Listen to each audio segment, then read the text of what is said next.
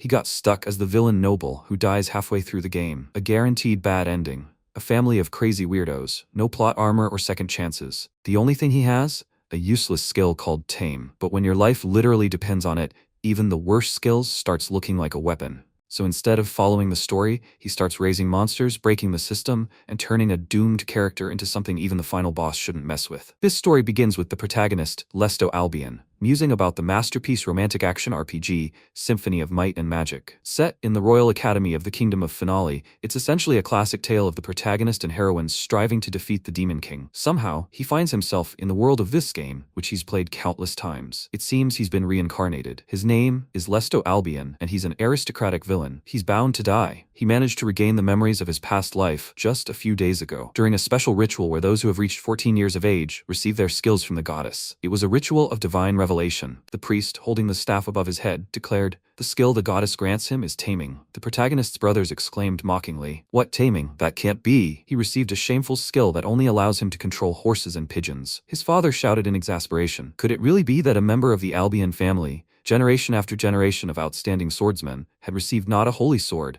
but not even a swordsman's skill? How could he have received such a useless, non-combat skill?" MC's mother rushed to console her husband. His father angrily told him he wasn't worthy of the Albion name. The brothers mockingly remarked, "Pitiful Lesto." Their younger brother had proven to be a mediocrity, so the struggle for the inheritance had become easier. The priest looked at the protagonist sympathetically and told him not to lose heart. There had to be a reason he'd been granted such a skill. The protagonist thought, remembering everything. He, Lesto Albion, a character from the game Symphony of Might and Magic which he'd played in his past life, and to think, he'd been reincarnated not as the protagonist, but as the villain. Wait, if everything goes according to the game's script, he'll be killed by one of the Demon King's generals halfway through the story. Moreover, he'll die, no matter which story path he chooses. He stood up and swayed out of the church. The priest silently wished him life and strength. Lesto thought to himself that, as an avid gamer who'd played every path, he knew for sure he'd die. Stepping outside, he decided he needed to think things through. It all had to do with Lesto's abilities. Taming is initially a useless skill, allowing him to control only livestock. But in fact, Lesto's character taming in the game is truly special. It allows him to subdue not only livestock but even monsters. The original Lesto realizes this a little later. By then, his heart will already be twisted by constant persecution, and he'll begin using taming to harm people. Because of this immense power, he'll become a target for the Demon King's army. Eventually, his power will be taken from him and he will be killed. No matter how hard he tries to avoid this death flag, Lesto, with such power, will inevitably become their target sooner or later. So how can he break this death flag? The answer is obvious. There is a year left before the plot begins. To avoid death, the protagonist must do a great deal. He will use his knowledge of the game to become so strong that he can defeat any opponent. The daily routine of the Albion family. At breakfast, they report on the plans for the day. Gado's third son, Sidward, one of the twins, told his father that today is the day of monthly instructions. He will definitely learn something. The second son, Edward, Sidward's twin, said that he, in addition to instructions, plans to conduct a training battle as close to the real thing as possible. Sidward irritably told his brother, "That's not fair. He only thinks about himself. He plans to train hard too." Gado told them, yes, he has high hopes for both of them. Their mother, the first wife named Jilla, drawled mockingly. They are both full of enthusiasm, unlike the concubine's son with a useless skill. The protagonist, ignoring her, tasted the dish and thought it was delicious. Edward sarcastically remarked that if he were from a family of cattle herders, that would be a better skill. Sidward supported his twin, adding with a laugh, "Or he could have become a coachman." MC wiped his mouth and thanked him for the food. He wanted to add something else, but Gado barked at him dismissively. He wasn't interested in his conversation. Edward asked him if he could go somewhere. "Take a walk?" Sidward added he could tame a dog. Jilla chuckled at his son's words. Lesto apologized and said he would go. Stepping outside, he thought, a week had passed since the memories of his past life returned. He checked some things and found out. Looking around, he noticed no one was nearby. He activated his status, but nothing happened. Unfortunately, he couldn't check his stats like in the game. However, it seems this world also has the concept of increasing abilities by defeating monsters, so the leveling system itself must be working. The main requirement is that he can only subjugate monsters he's defeated himself with his skill. To defeat strong monsters, he needs to increase his stats. And one way to do this is through an event that occurs at the end of the day. Night training. In the game, he could choose one of 5 training sessions per day, thus increasing the corresponding stat. This way, he could develop even without defeating monsters. Moreover, in this world, there's no need to train at night, and there's no limit of 1 training session per day. If he completes all the training sessions every day, he can become stronger at an incredible rate. And then, Magic development, right? And how does that even happen? Perhaps it was because he retained the memories of Lesto, who had lived his entire life in this world? Even his first attempt at developing magic was successful. Summoning the fireballs, he said, his physical abilities clearly superior to those of his past life. He must have been training diligently before. Although, in the game, Lesto seemed lazy, so the despair after achieving taming was so great, the protagonist decided to complete the remaining training, the prayer, when he returned to his room. At that moment, his brothers called out to him. Edward asked how his walk was. Sidward noticed that he didn't have a dog with him, although even he could tame a dog. Edward, who had acquired the two-handed swordsmanship skill, laughed and said, "Now's not the time." They were just on their way to fencing lessons. Sidward, who had acquired the dual blade mastery skill, said, their brother was unlucky, he didn't acquire the swordsmanship skill and lost his training privileges. The protagonist thought irritably, how pathetic these twins are. At that moment, the maids exclaimed in fear, looking at the main gate. What is that? MC followed their gaze and noticed it was enormous. Aruna Brazel arrived and told the twins, they're already here. The brothers gasped at the sight of the enormous slain dragon lying behind the girl.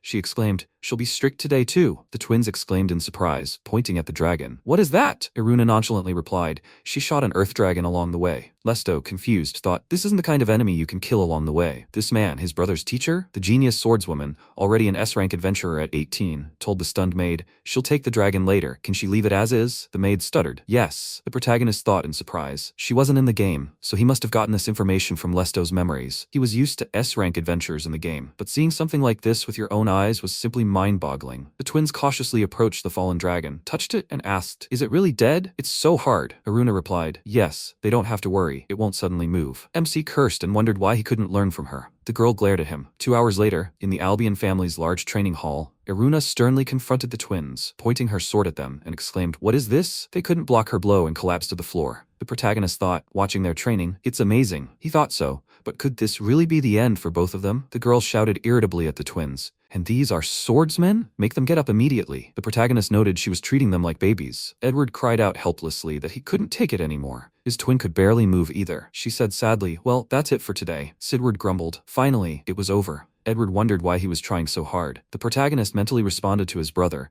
You can improve your stats through training, you idiot. But he himself understood that you can't learn combat techniques alone. Hearing his brother's footsteps, he crouched behind cover so they wouldn't see him. Edward walked along, gasping in pain. Sidward told him he was planning on having a practice fight after this. His brother replied, no way. The protagonist moved to another spot and watched Aruna from around the corner of the building. The girl paced the grounds, muttering in bewilderment. They were blessed with excellent skills in all the conditions, but they could train harder. MC assumed she came to their estate once a month for swordsmanship training. He didn't want to miss this chance. Suddenly, she appeared next to him so unexpectedly that he flinched and cried out. The teacher asked if he wanted something from her. She had seen him constantly watching the brothers training. He sheepishly apologized for not introducing himself, after which he told the girl his name, adding that he was the 4th son of the Marquis of Albion. Aruna exclaimed in surprise. So he was the one who had acquired the taming skill? Lesto replied that he was and firmly declared that he wanted to become stronger. Please let her teach him swordsmanship too, she sympathetically said. He should forgive her. But his ability isn't combat skill. That's why he wasn't included among the students. Besides, without swordsmanship, he'd hardly be able to withstand her training. He insisted, and yet, he wanted to get stronger. She looked at him carefully, exhaled, and said, I understand. In that case, let him keep it. With these words, she tossed him the sword, which he caught mid-flight, and instantly assumed a fighting stance. Aruna immediately attacked him, asking if he was worthy of her training. He hadn't expected such a swift attack from her. Tossing him aside, she shouted, let him prove it to her himself, whether he's worthy. MC exhaled from her blow and thought, she's fast. And yet each blow is heavy. She attacked him again, and again he took damage from her attack. Lesto realized she was overwhelming. She was probably holding back, but the moment he relaxed, he'd likely pass out. He couldn't fall. He needed to stand firmly. He needed to watch and remember at least one of her techniques. He unexpectedly parried her blow, much to her surprise. Aruna attacked him again and again, and he held on as long as he could, wondering, 5 minutes, no, 10, how much time had passed. Lesto missed her blow and fell to the ground. He was in pain. His legs were giving out completely. The teacher looked at him and said, that was it. He rose to his feet and asked, well, how was he? She thought for a moment and then answered, completely useless. His physical abilities are at the lowest level, and he's a mere amateur in swordsmanship. Why does he need strength? The protagonist looked at her in bewilderment. The girl continued, does he want to reach the pinnacle of swordsmanship, to surpass his brothers? Or is there some other reason? He answered decisively, he wants to conquer his destiny. Aruna looked at him confusedly, then said, 30 minutes. After training with his brothers, she would devote exactly that amount of time to him. Confused, the protagonist asked, really? The girl replied, yes. but if she decided he was being lazy, she would immediately stop training him. MC, unable to believe his luck, happily thanked her and said, "It worked." She smiled and said, "Okay then, this wooden sword is his." Although, no, first she needs to teach him at least how to hold a sword correctly. Their next meeting is in a month. Until then, let him continue training diligently. He exclaimed excitedly. He's relying on her. 2 months later, training with Aruna, Lesto thought, today is his third lesson with her. He felt much more confident than he had a while ago, and was already more resilient in withstanding her attacks, countering with a lunge. After a while, she asked, "What's wrong?" His movements were becoming monotonous. The girl thought, "Next lunge," and attacked him again. He thought, this is his chance. The protagonist deftly dodged her blow and countered with such skill that she barely managed to stay on her feet, which left her completely stunned. Aruna said, "A feint then. Well, that was a good idea." But moving behind her instead of continuing the attack was a mistake. With those words, she doubled her speed, so he could barely keep up with all her movements. He thought, no, even if he continued the attack, it wouldn't work against her. But with this move, he had a chance. In Symphony of Might and Magic, it was as integral a component as the skills themselves. Deadly blows that unleashed power beyond the user's limits. Over days of training under Aruna, he had mastered one of them. He began executing it, dodging her attacks and deftly lunging at her, much to her surprise. This technique was called the Swordsman System Technique. It increased the speed and power of a single sword strike. And now, at this moment, he waited for the opportune moment and activated a slash. Aruna was simply stunned by this, but using her skill and experience, she deftly knocked the weapon from his hand, saying, now it was close. The protagonist followed the trajectory of his weapon in confusion, and at that moment, the teacher struck him on the head. He gasped in surprise and clutched his head. MC thought irritably. He'd been training and practicing with the sword for the last 2 months, thinking he'd gotten at least a little stronger. But was the difference really that great? Aruna, for her part, was pleasantly surprised by his growth rate. He'd only been training with the sword for 2 months, but he was already on par with his brothers, who started 6 months earlier. He probably trained like crazy, but that alone doesn't explain it all. After all, the slash he used at the end was a technique designed for those skilled in swordsmanship. It would take even the most gifted person years to master it, even for someone with a non-combat skill. Yet he did it in just 2 months. Lesto looked at her and said, well, they could continue. She agreed, and thought perhaps she was cultivating an incredible talent. Sometime later, over a family dinner, the protagonist realized his name was Lesto Albion. He was an aristocratic villain. He had somehow been reincarnated in the world of the game Symphony of Might and Magic, which he had been so passionate about in his past life, as a villain who inevitably died halfway through the story. Realizing that he needed strength to escape his predestined death, he decided to use his knowledge of the game to become the strongest. 2.5 months had passed since then. Thanks to his good fortune in finding a mentor, he had steadily grown stronger. It could be said that up until this point, everything had been going quite smoothly. All that remained was to be wary of encounters with the game's protagonist and any hostile characters. Suddenly, Gato announced that the second princess, Charlotte, had decided to visit their home. The protagonist immediately choked, thinking, this is one of the game's main characters. The second princess of the Kingdom of Finale, Charlotte von Finale, his walking death flag. If she were to be described in one word, as she was in the game, she would be the perfect princess. She is inquisitive, able to quickly find common ground with anyone. She is a girl with a pure heart that allows her to care for others, regardless of their circumstances. And despite her rare talent, she was a character imbued with a sense of justice and willing to work tirelessly to protect her people. But it was precisely because of her nature that she was unable to forgive Lesto's misdeeds, which caused pain to people. Halfway through the story, Charlotte, along with the protagonist, will stand in the way of the maddened Lesto. At least according to the game's canon, at this point, and at the end of that battle, he is killed by one of the Demon King's generals. Lesto and Charlotte weren't supposed to have any common ground, so why would she come to their house? Gato turned to his sons and noted that, as they probably knew, Lady Aruna, in addition to their house, also serves as a fencing instructor for the royal family. Her Highness had heard from her that House Albion had outstanding swordsmen of her generation, and it seemed she had expressed a desire to meet them in person. Edward and Sidward asked in surprise, is the princess interested in them? Gila happily replied, that's amazing. If she liked them, then marrying into the royal family would no longer be a dream. MC was silently surprised to think that Lady Aruna and Charlotte had a connection. But now everything was clear to him. The game's scenario had changed because he, Lesto, had established contact with Lady Aruna. Then the swordsman of the same generation who caught Charlotte's attention was almost certainly him, or rather, his prototype. Sidward noted with a smile that the teacher always said only stern things to them. And behind their backs, did she brag about them? The protagonist watching them thought, it couldn't be them. 2 weeks later, on the day of the visit, he was nervous. The day had finally arrived. He would have preferred not to meet his sworn enemy for now, but he couldn't just miss a visit from a member of the royal family. Sidward called out to him and asked irritably what he was doing here. Her Highness was interested in them. Did he imagine he could meet her too? Edward added that they wouldn't be able to properly receive the princess with him here,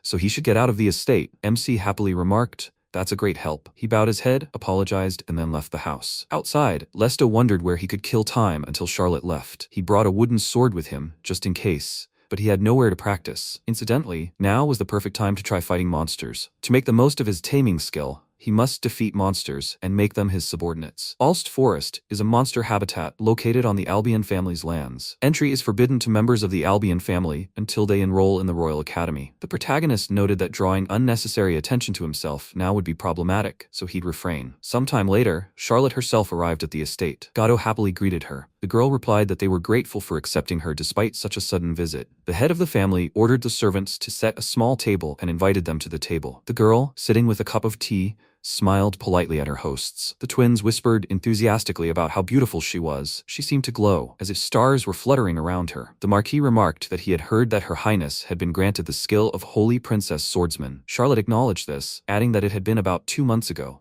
Sidward remarked in surprise that Holy Princess Swordsman gave significant bonuses to holy magic and fencing. Edward added with equal surprise that it was a top-class skill, surpassing even the holy sword of their brother from the academy. They whispered to each other, and Her Highness, the owner of such an incredible skill, is interested in them. How awesome are they? Charlotte called out to them and asked if they could demonstrate their swordsmanship. Both boys excitedly agreed. Gato said that they should escort her to the training grounds then. He would go about his business for now. The girl agreed with his decision and thanked him. After that, they moved to the training grounds, where Sidward and Edward began sparring. Estelle, the princess's maid, asked what she thought about this. She replied that it seemed they had acquired their skills over 6 months ago, so there was nothing particularly surprising about this level. Sidward, seeing her expression, asked his brother what they would do. Her reaction was so-so. Edward replied that, after all, she was a hothouse princess. It was unlikely that she would understand how strong they were just from a sparring match. The second son thought about it. He didn't want her to lose interest in them because of this. He called out to her and suggested that perhaps they should demonstrate their skills in a real fight. They would demonstrate their swordsmanship against the monsters in the forest visible ahead,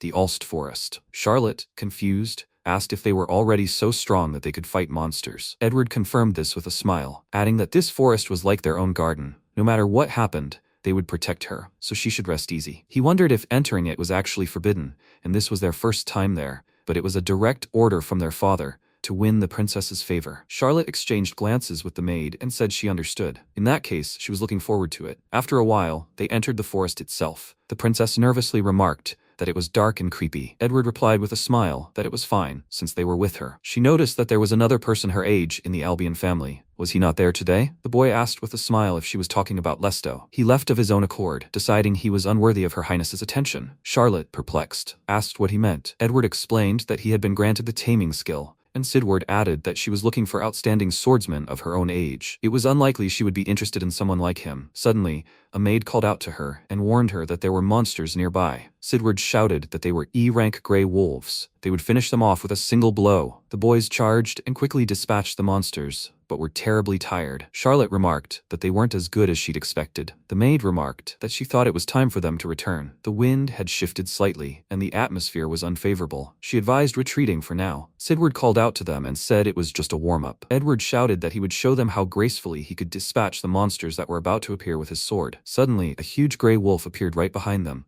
much larger than the previous monsters. Estelle screamed in fear. It's a direwolf. It's an extremely dangerous C-rank monster.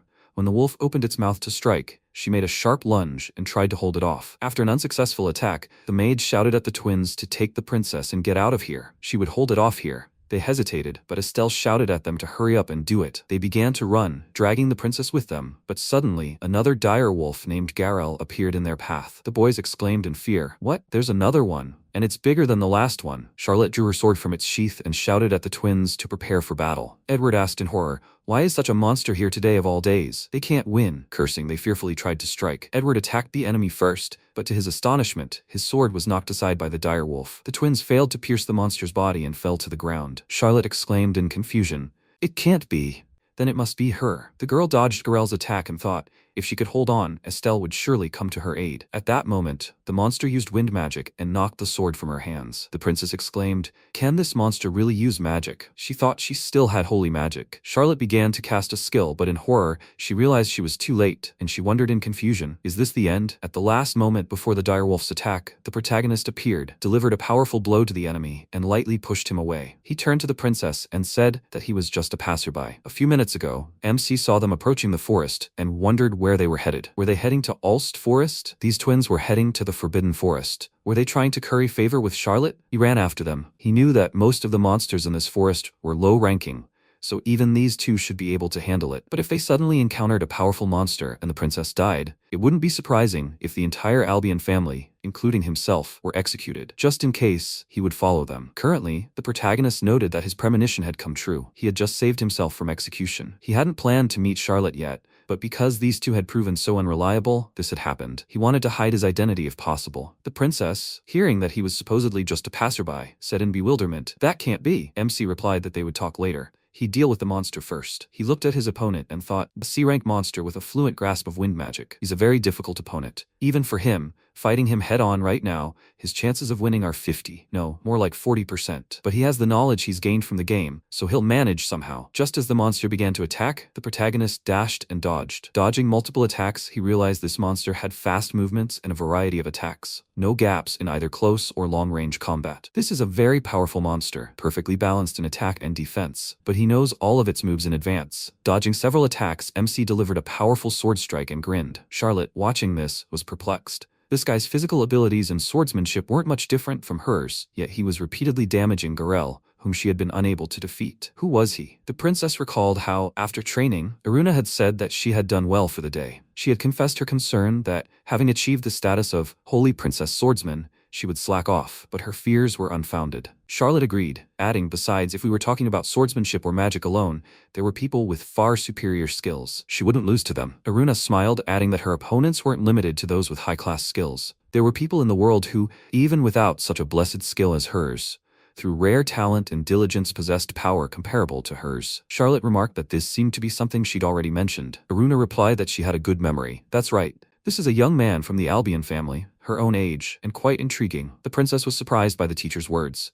She'd never seen Lady Iruna speak of anyone with such pleasure. She thought she'd never seen this before. The swordswoman said that if she was interested, she should go and meet him. She was sure it would be a good incentive for her too. Charlotte looked at him in surprise and said, a young man from the Albion family, her own age. Now she understood. This was Lesto Albion, the one who, despite having acquired a useless taming skill, was the one Lady Iruna had spoken of. A genius possessing incredible power. That was him. By this time, both the opponent and the protagonist were already tired from the fight. The protagonist tried to attack him again, but his strength weakened, and the opponent growled in response. MC chuckled. Did he run out of mana already? He had used too much magic at the start of the fight. But if the direwolf was to be finished off, it had to be now. At that moment, the enemy realized he had weakened, and suddenly lunged at Charlotte with a loud roar. She froze in terror, unable to move, only looking at the monster with growing fear. Lesto rushed towards the enemy, shouting that he would not allow him to harm them. Catching up with the direwolf, he launched a slashing blow, dealing serious damage. The enemy fell to the ground from the height of his leap, defeated. The protagonist, still in his fighting spirit, eyed the enemy warily. Only when he was certain the monster was incapacitated did he exhale and declare,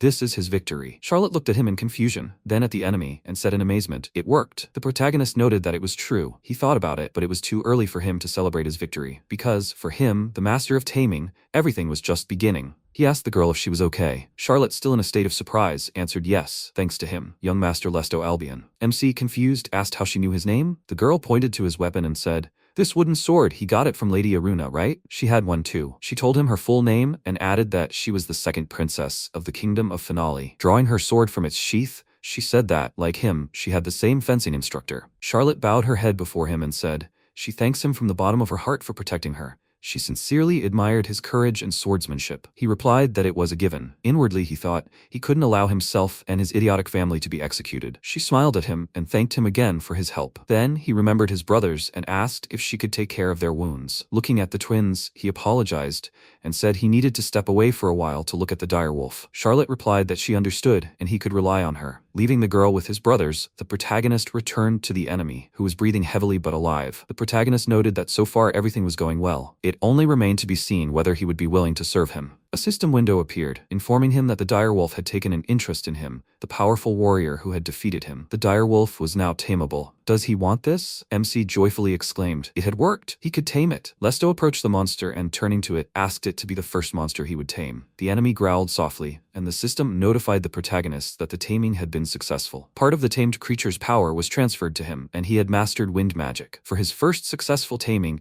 he had mastered spatial storage. the protagonist happily remarked. Excellent. Magical power was flowing into him. This was precisely why he thought his prototype, Lesto, could become the strongest. MC looked at his hands and thought, taming not only allows him to subjugate monsters, but also gives him the opportunity to take over their strength. Enhanced physical abilities are common to all monsters. Moreover, if they have unique techniques, even those become usable. In this case, it was wind magic, which the direwolf used. In the game, his prototype drowned in this power and lost everything. But he's not like that. To compensate for his shortcomings, he trained diligently, asked his mentor for lessons, and honed his swordsmanship. And he doesn't intend to neglect these efforts. That means the more monsters he tames, the stronger he will become. Stroking his familiar's neck, the protagonist declared decisively, he can do it. He truly can become the strongest in this world. The protagonist looked at the monster and uttered, direwolf. A name too long to call him by that name permanently. After thinking for a moment, he exclaimed, exactly. How about taking part of the name and calling him Garel? The familiar barked happily in response. He laughed and said, it's decided. His name is now Garel. MC looked at Charlotte, who continued to fuss with his brothers, and declared, for now, he would like to hide Garel's existence from others. Therefore, he will immediately put what he just received to good use. Activating the spatial storage, he asked his familiar if it could live here for now. Garel barked in response and eagerly leaped into the vault. Lesto said, excellent. At that moment, he heard Estelle call out to her mistress in alarm, asking if she was all right. Charlotte replied,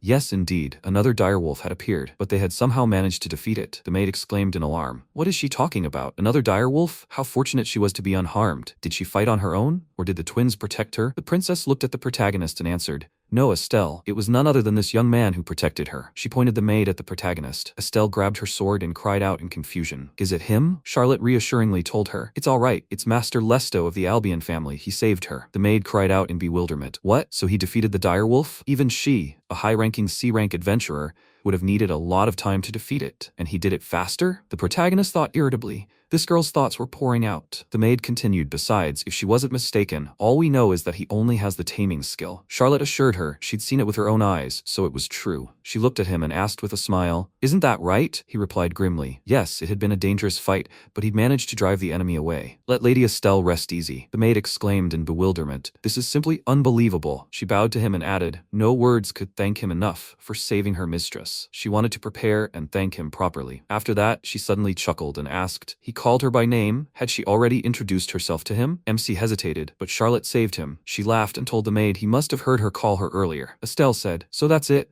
She turned to him and asked his permission to thank him again for protecting her mistress. The protagonist exhaled and thought, that was a relief. He would have to be more careful when meeting the game characters from now on. He said out loud that first they needed to get out of this forest. He hoisted one of his brothers onto his back. Estelle picked up the other and said, he's right. The maid asked Charlotte if she could go yet. The princess assured her she was fine. When the allies returned, the servants anxiously asked them if they were okay. They suddenly disappeared from the training grounds, and now they were worried about them. What happened here? The protagonist, dragging Edward, asked the servants to help Her Highness. The servants panicked. Was Lady Charlotte injured? They needed healing potions, towels, and water. Gatto, seeing the commotion, asked in confusion, what happened? Seeing his twins sadly sitting on the sofa and the princess, he exclaimed in confusion, what is this? The man turned to the MC and asked irritably, did he do something? Lesto replied, no, he didn't do anything. Gatto screamed, then why is he the only one unharmed? Let him explain himself in a way that he'll believe. Charlotte told the Marquise, Lesto hadn't made any mistake. On the contrary, he was her savior. He'd saved her life. The Marquis exclaimed in bewilderment, what did that mean? Estelle irritably told him, first of all, let him be kind enough to explain something to her. She and Lady Charlotte followed his twins into the Ulst forest, which they claimed to explore regularly. They ended up encountering 2 C-rank direwolves and found themselves in a dangerous situation. Confused, Gatto asked again, Ulst forest? The princess's maid continued. He, as a father, really allows his children to go alone into the forest where such dangerous monsters haunt? The Marquis protested. No, he never gave them permission. They must have gone there without asking. Estelle pointed out, so that's the problem. Since her mistress was put in danger, he understands that, as the head of the house, the responsibility lies with him, right? Gatto hesitated and muttered something unintelligible. Charlotte exhaled and told him to rest easy. They were also to blame for taking his twins at their word. Therefore, she wasn't going to place all the blame on him. The man sheepishly clarified, is that true? The princess confirmed it was, adding with a smile that, most importantly, his son Lesto had single-handedly defeated the direwolf and saved her life. For his sake, she proposed to consider this incident closed. The protagonist looked at her silently. The Marquis spoke in confusion.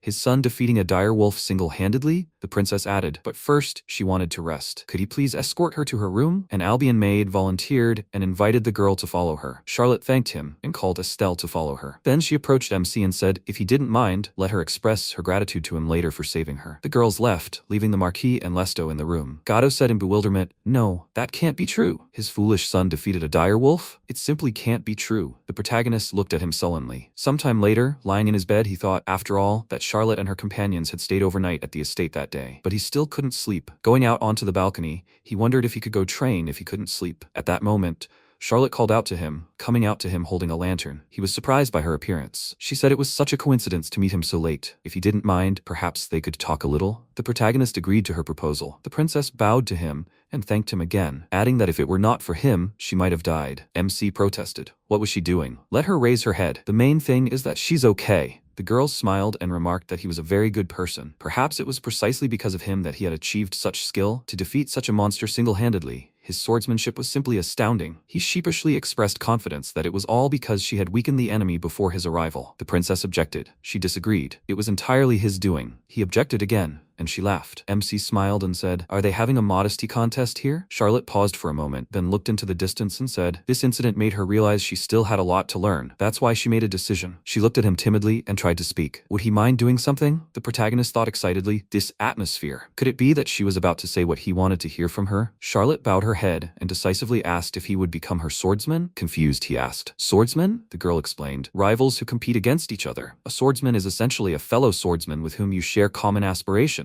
The protagonist muttered, "I see." The princess continued. Indeed, until now her only goal was to catch up with Aaron.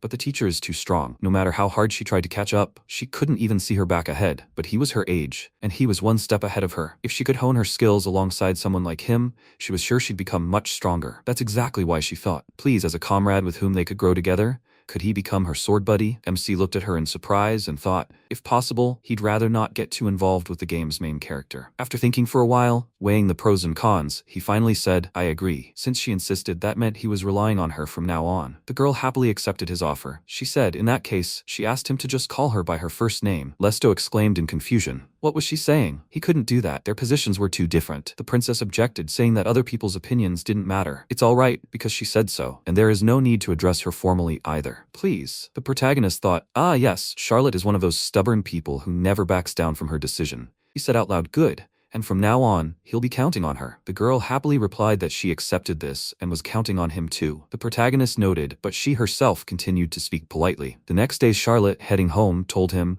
well, she'll visit him again soon. She looked forward to their future activities as sword buddies. MC responded positively, and Gato, standing next to him, placed his hand on his chest and said with a smile, it's an honor for him. He'll be waiting for her anytime. The twins stood gloomy behind him, and Gila smiled tensely. Then the princess left the estate and set off back to the capital. Gato hissed angrily, why Lesto? What a loser! He turned to the twins and shouted in irritation, do they even realize what they've done? Because of them, House Albion was on the brink of destruction. Gila told him he was wrong. The Marquise asked, puzzled, what she meant. The woman indignantly replied, yes. They had endangered Lady Charlotte, but they were only following his orders to impress Her Highness. The Marquis shouted angrily, but it was because of them. How will they answer for Her Highness being interested in that fool Lesto? At these words, Gato pointed at MC. The protagonist chuckled to himself and thought, a fool. What should I answer him for? No, probably not. Edward exclaimed, the original reason the princess had become interested in their foolish younger brother was a lie. Their father asked, puzzled. What did he mean? Edward continued, let him judge for himself. Someone like their brother Lesto could never defeat a direwolf. The Marquis spoke in confusion, but Charlotte said she'd seen it with her own eyes. Edward insisted it was because they'd weakened their opponent before they'd lost consciousness. It couldn't be any other way. Even though they didn't see it, their foolish brother had merely delivered the finishing blow, and he'd taken advantage of the confusion to trick Her Highness into believing that lie. This must never be forgiven. The protagonist glared at them. Gato exclaimed, so that's it. If that's the case, then it all fits. MC thought irritably, are they idiots? What do you mean? Edward and his brother had attacked the direwolf, of course, but they'd struck without using their corpus, so there was no damage at all. To the surprise of his relatives, he resolutely objected out loud. No, he was the one who defeated the direwolf. There was no doubt about it. The Marquise roared. He still dares to claim that? He's simply shameless, out of place. Lesto said irritably, he's telling them the truth. The man, not expecting such persistence from his youngest son, said, in that case, let him prove it. The protagonist remarked in surprise. Prove it? His father said, really? Let him duel his brothers simultaneously and defeat them. The protagonist drawled mockingly, he says two at once? chance, Gato said. But he claims he single-handedly defeated a direwolf that the twins couldn't handle together? If that's true, then it should be easy for him. Edward, grinning, told his father, "That's a wonderful idea." Sidward added, "A 2-on-1 fight is against the chivalric code, but he's sure the goddess will forgive them if it's to expose their foolish brother's lies." MC realized irritably, so that's it. If Edward and his brother weren't cowardly and could demonstrate their true strength, they weren't so weak that the direwolf could defeat them. 1-on-1, they were practically evenly matched. 2-on-1, and he wouldn't have stood a chance. That was true until yesterday, of course. But now that he'd tamed Garel and gained new strength, that logic no longer held true. He grinned and told the twins, "Very well, he accepts this duel." Neither his brothers nor their father had expected such a confident tone from him, and eyed him warily. At that moment, Iruna approached them and exclaimed, "Interesting. In that case, let her act as a second in this duel." Everyone was surprised by her arrival, and even more so by her words. The Marquis asked what she was doing here. There were still so many days until the next lesson. The girl replied that the magical message she had received said that her students had attacked by a direwolf, and they had defeated it. At least, that's what Estelle had told her. Too bad. It seemed she had missed Charlotte. She couldn't sit idly by and came, but perhaps she had interrupted them? Gato protested. No, what was she saying? Absolutely not. Iruna continued. When she arrived, she heard that 3 of her students were preparing to duel. It was logical to assume that she should be the second. The Marquis exclaimed in bewilderment. 3, but they only asked her to teach 2, the twins. The girl calmly replied that it was his own strong desire, and therefore she was teaching privately. Both the brothers and Goda exclaimed in surprise. What? The man added, he'd never heard of it. Iruna calmly repeated that, as she'd already said, it was strictly private, and it had taken far less time to train him than both. And most importantly, even taking this into account, she herself didn't think Lesto could defeat the brothers alone. Where did he get such confidence? As a mentor, she had to verify it. The Marquis said, I understand. If so, then they're certainly asking her to be his second. The protagonist thought her words were true. With his abilities a month ago, he wouldn't have been able to defeat both brothers simultaneously. But Iruna had been watching him this whole time, and that's precisely why she knew he wasn't the type to boast about his non-existent confidence or strength. She looked at him intently, her gaze asking him if he could prove his words true. Let him prove it, she asked out loud. Is he ready? The protagonist said, with a barely perceptible smile. Yes, teacher. When the brothers assumed their fighting stances, the twins were surprised. Lesto had this wooden sword. It seemed he really was their teacher's student. MC wondered if his weapon was a wooden sword from their teacher, while they had real combat weapons. Even though they were 2 against 1, Gato said they merely created the same conditions as when they reported defeating the direwolf. Wasn't it he, his youngest son, who said that? Lesto replied, yes, of course, that suits him. He thought that his confidence in defeating the 2 of them was given not only by his high physical abilities, but also by the new power gained from taming them. It was wind magic, but he wasn't going to use it this time. For now, he wanted to hide his true taming power, and wind magic wasn't his only trump card. Iruna announced the start of the duel. Sidward rushed in first, shouting, he can defeat such a weakling even on his own. The protagonist thought, indeed, quickly. But it wasn't that scary. His brother pounced on him with multiple attacks, but the protagonist deftly parried them all. The opponent was perplexed as to why all his attacks were blocked. At that moment, Edward shouted at his twin to back off. He would personally finish him off with 1 blow. He rushed at MC, who prepared to parry his attack. The Marquis's second son shouted at him. He's a fool if he thinks he can parry a steel 2-handed sword with a wooden one. He would smash his piece of wood to pieces. Lesto thought this was his trump card. In an instant, he activated magical reinforcement on his sword and crossed blades with his opponent with dignity. Edward exclaimed in bewilderment. That can't be true. How could he parry his blow with a sword no better than a toy? The protagonist replied that it was an advanced magic manipulation technique called magical reinforcement. It allowed him to channel magic into the tiniest voids within a material, thereby greatly increasing its strength. However, his brothers, who only knew how to swing swords, might not understand this. Edward angrily asked, what did he just say? The protagonist thought magic reinforcement was in the game too. It was an excellent all-around technique, used primarily by vanguard fighters. Mastering it required a huge amount of mana and precise control over it. Thanks to his diligent daily practice of magic, he had mastered certain control skills. This was compounded by the increased mana reserves he had gained from taming Garel, and he was finally able to fully utilize this technique in battle. Edward exclaimed, it can't be true. MC chuckled in response. He knew in addition, thanks to his latest taming, he now has access to a technique that enhances his physical abilities by circulating magic throughout his body. He simultaneously activated this universal body enhancement technique. This means that both the weapon's stats and his physical strength already surpassed them. He effortlessly pushed his brother away with such force that he barely remained on his feet. Edward angrily exclaimed, no way. Sidward cursed and irritably remarked, where does this Lesto get such strength? The protagonist chuckled and said, well, now it's his turn. He pounced on Edward with such force that the latter tried to parry his attack, but he failed and was sent flying backwards. Sidward rushed up to the protagonist and shouted at him to focus on his actions. The twin swung his weapon powerfully, but MC dodged his attack, crouching lower, exclaiming, "Naive. His center of gravity is too high." Without changing his position, from a low position, he attacked so swiftly and deftly that his blow caught his brother squarely on the jaw, knocking him back. The twin gasped and cursed. Lesto asked, "What's wrong?" They'd only just begun. With that, the protagonist attacked his brother with multiple attacks, giving him no time to recover. Gato exclaimed in confusion and anger, "What's going on? How could Lesto, who only had the taming skill, be able to move like that?" Jilla exclaimed in bewilderment, "There's some kind of mistake." Iruna, watching the duel, thought about the protagonist. His growth rate had already been astounding,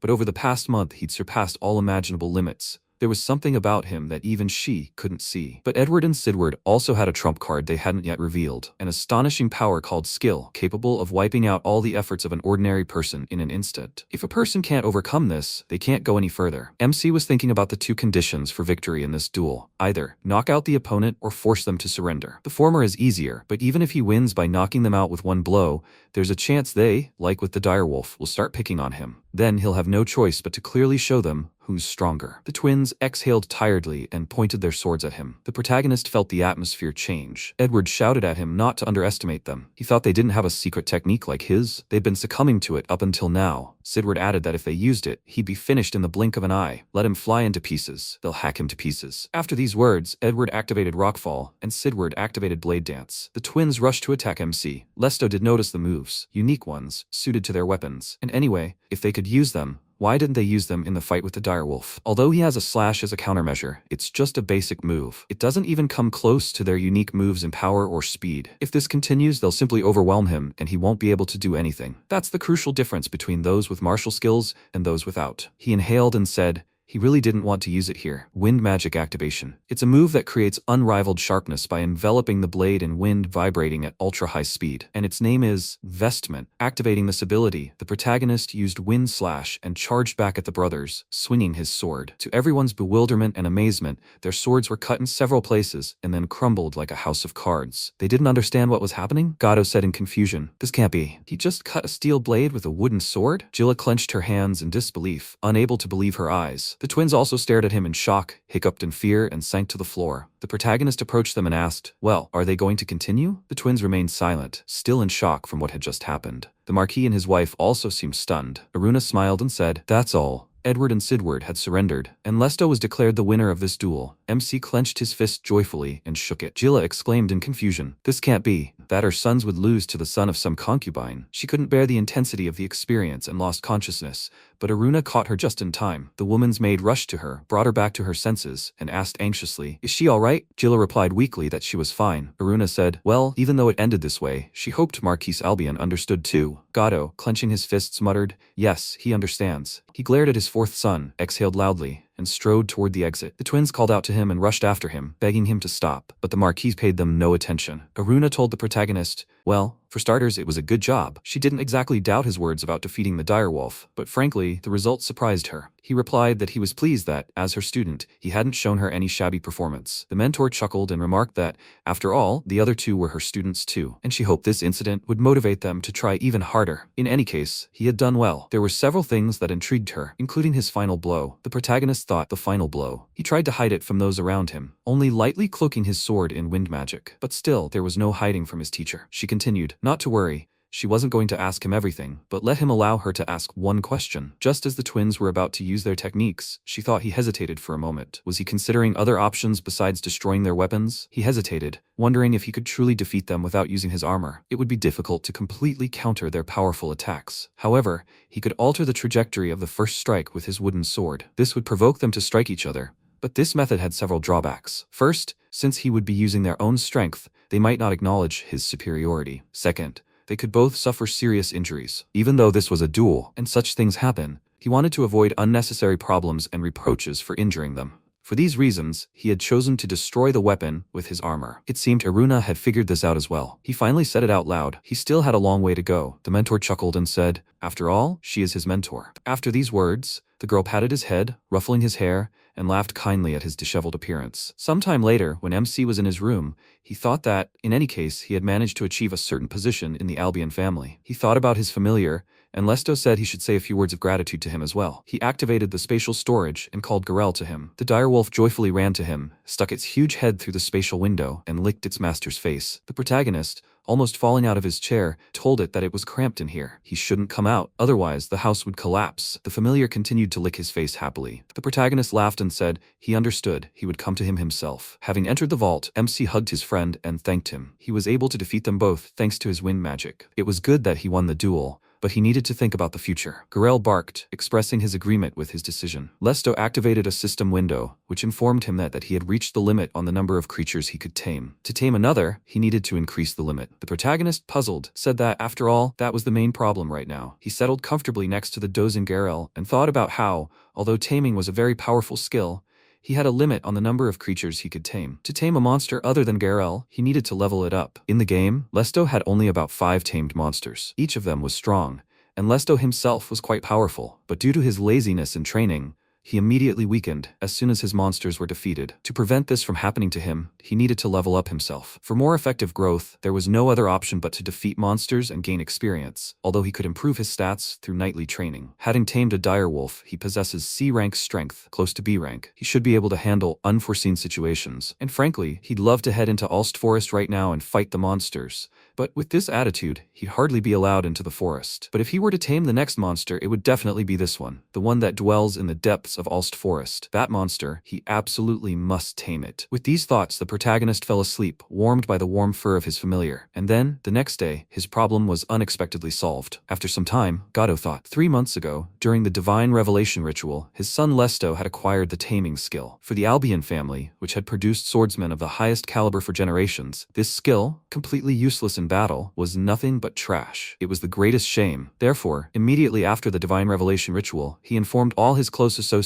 that he was excluding Lesto from the list of candidates for the post of the next head of the house. By demonstrating that he would mercilessly discard even his own son, he wanted to show himself as strong as a lion. But Lesto had grown into such a powerful warrior that he was able to defeat even a direwolf. And what's more, he had caught the eye of the second princess. The Marquis exclaimed regretfully, "Damn it. Why did things turn out like this?" If his fame were to grow now, his decision to exclude him from the candidates could be considered a mistake. He must avoid that at all costs. Indeed, he had made no mistake. For someone possessing some kind of taming to lead the Albion family was simply unthinkable. The man slammed his hands on the table and declared that above all, he must prove at all costs that his youngest son was unworthy of being the next head. He must remove him from the family, both formally and practically. Their family has an eldest son who studies at the academy, and who, like himself, was chosen to wield the holy sword skill. He, with his rare talent, is worthy of carrying the future of the Albion family. As long as he's there won't be any problems, even if he gets rid of Lesto alone. Since the princess liked him, he can't just expel him from the family. Something needs to be done. Is there a good way? At that moment, he saw the protagonist pass by through the window. The Marquis exclaimed, "Exactly. If he can't act on his own,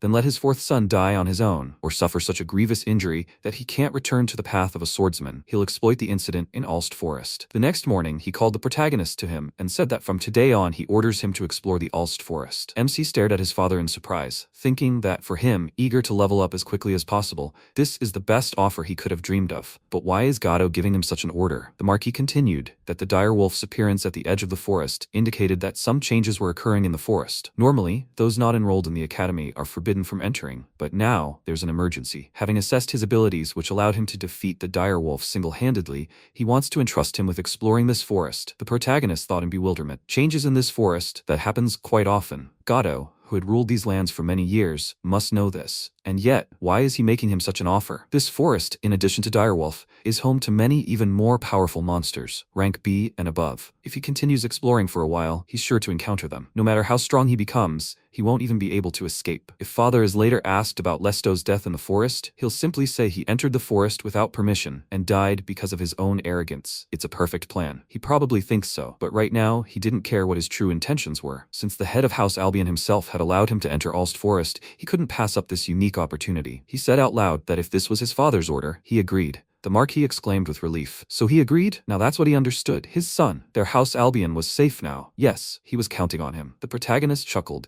thinking how pretentious that statement was. Normally, such an attitude would have angered him, but now he wanted to get to Alst Forest as soon as possible. Gato then began to tell him about the exploration area. After some time, MC arrived. he thought. Finally, the exploration of this forest begins. In the game, the Alst forest was divided into 3 zones, named accordingly: the shallow forest, the mid forest, and the deep forest. This time he was assigned only the easiest part, the shallow forest. Apparently, even Gato thought it would be unnatural to immediately send him to explore the other parts. The shallow forest mostly contains relatively weak monsters, from the low E rank to the mid D rank. However, as with the recent direwolf, unusually strong specimens can also appear, so there's no time to relax. Speaking of direwolves, he activated the spatial storage and called Garel to the exit. The direwolf joyfully leaped out of the space and rushed at its master, licking his face with glee. MC, whom the direwolf had knocked to the ground, laughed joyfully and said, "This is their first battle together, so he's counting on it." The familiar whined in response. After a while they encountered their first opponents, goblins. Lesto thought, assuming a fighting stance. One of the incredible effects of the taming skill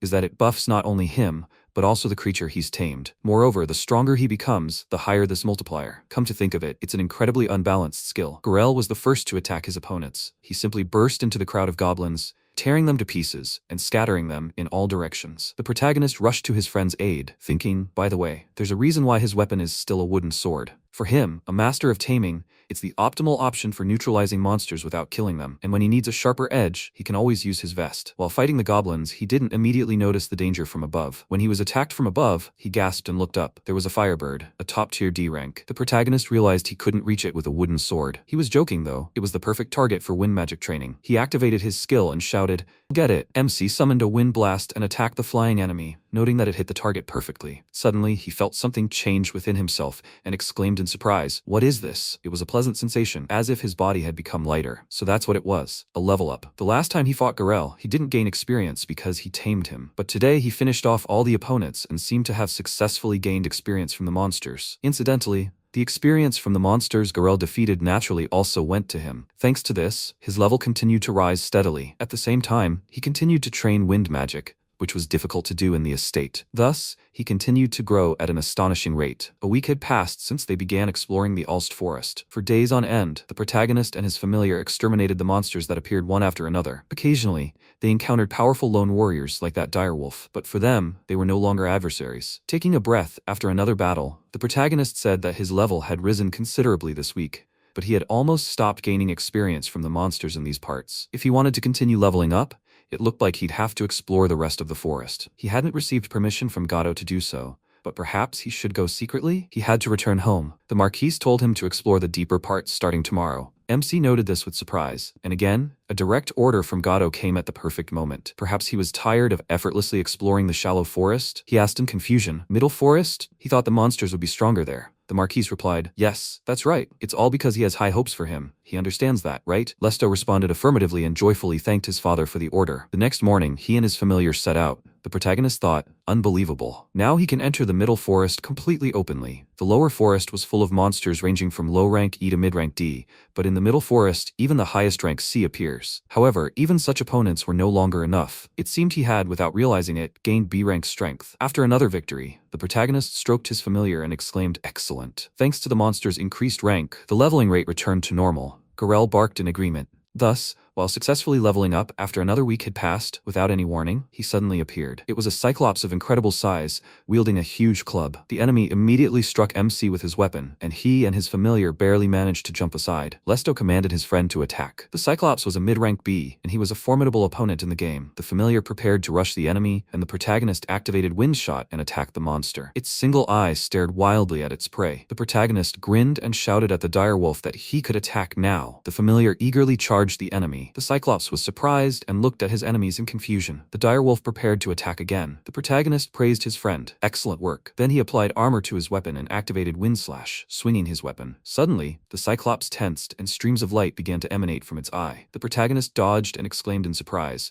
That was the Cyclops' Beam Gaze, a powerful strike with great force, but with proper timing, he could dodge it. Although no, he'll deliberately meet it head-on. Pointing his weapon forward, he said, "Until now, he'd only been able to test this on weaklings. He'll be his guinea pig." The enemy used his beam gaze again and attacked MC. Lesto responded with a cyclone, summoning an explosion, and pointing his weapon forward shouted, "Forward!" Aiming straight at the monster's single eye, he swiftly attacked it in the face. The enemy screamed, covered his eye with his paw and staggered. At that moment, Garel attacked him, ripping his neck. The Cyclops fell first to his knees, then collapsed to the ground. The protagonist exhaled heavily and said, "Somehow I managed." He stroked his friend's neck and praised him. "Well done," the familiar whined in response. Suddenly, the protagonist felt a change within himself again and realized it was a level increase. A system window appeared, informing him that the level had reached the required level. The tameable creature limit has been updated. One more creature can be tamed. MC exclaimed joyfully, "Finally! Now he can finally tame a second monster." He's already decided which monster he'll tame next. He's deep in the forest of Alst. He hasn't received permission from Gato yet, but who can wait? Lesto turned to his friend and told him to rest well today,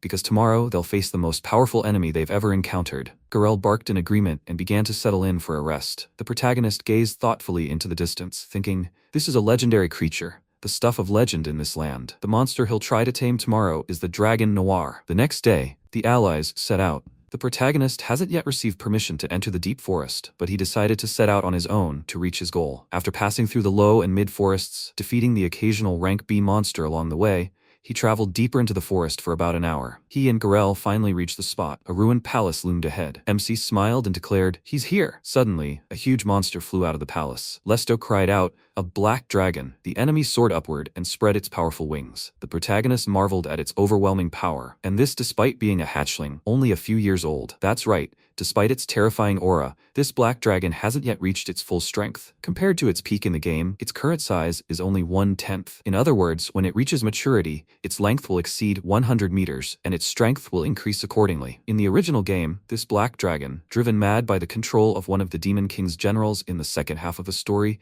destroyed half the capital. The main characters were defeated by its devastating power, and when he first played, they even thought he would destroy the entire country. However, the dragon, having somehow managed to shake off the general's control, used the last of his strength to heal the people and city he had harmed. And on the brink of death, the black dragon revealed that his distant ancestor was a divine dragon who had once served as the guardian of his country. A hero who had protected the cities from countless demons and monsters. That's why he wanted to avoid destroying the people and the country with his own power at all costs. And having finished his story, the Black Dragon quietly breathed his last. Since it was a defeat-based event, this scene wasn't particularly popular among players, but for some reason, it stuck with him. He felt a strong sense of empathy for this black dragon back then. That's why, when the protagonist realized he'd been reincarnated in Lesto, his first thought was to tame this dragon with the power of his taming. Of course, a black dragon would be a reliable ally, but more importantly, he didn't want to suffer the same tragic fate as in the original. 4 months had passed since he'd been reincarnated in this world, and he'd vowed to tame this most powerful creature, and now, finally, his chance had arrived. The problem was, if he was going to tame it, he'd have to defeat this powerful black dragon. In this world, dragons possess vast amounts of magic. They are the kings of magic, capable of transforming it into all sorts of phenomena. Regardless of age, they can grow rapidly by absorbing magic. In the game, the Demon King's army general imbued him with a massive amount of magic, and he grew beyond rank S. But Noir is still a cub, so his rank shouldn't be higher than the highest rank, B. Continuing to watch the cub, the protagonist decided, if he and Garel join forces, victory is entirely possible, he said, looking at the enemy. So, there you go, Black Dragon. Forgive him, but he'll have to fight them for a bit. The enemy activated its magical power, which emitted a powerful wave. MC noticed the pressure. Waiting for the dragon to begin its descent, he ordered his familiar to attack the enemy, shouting at it to knock this carcass to the ground first. The direwolf eagerly rushed to fulfill its master's order. The protagonist activated a cyclonic explosion and directed it at the dragon. The enemy roared, dispelling the protagonist's magical attack. MC couldn't believe his eyes. He'd repelled their attacks with a single flap of his wings, but that was to be expected. The allies, dodging the monster's counterattacks, rushed forward. Noir activated his breath, a bolt of magic designed solely for destruction. He swiftly unleashed a pillar of fire at his opponents. The protagonist told him that if he missed, it would be useless. Activating wind magic and summoning gravity, he soared upward and shouted at his opponent. He probably thought he couldn't move in the air, but he'd prepared for aerial combat the moment he decided to fight him. Swinging his sword, he applied body enhancement, magical fortification, and then gravity, and struck the monster. The dragon plummeted. The protagonist said, "Strong," and descended after the enemy, thinking he'd managed to knock him down. But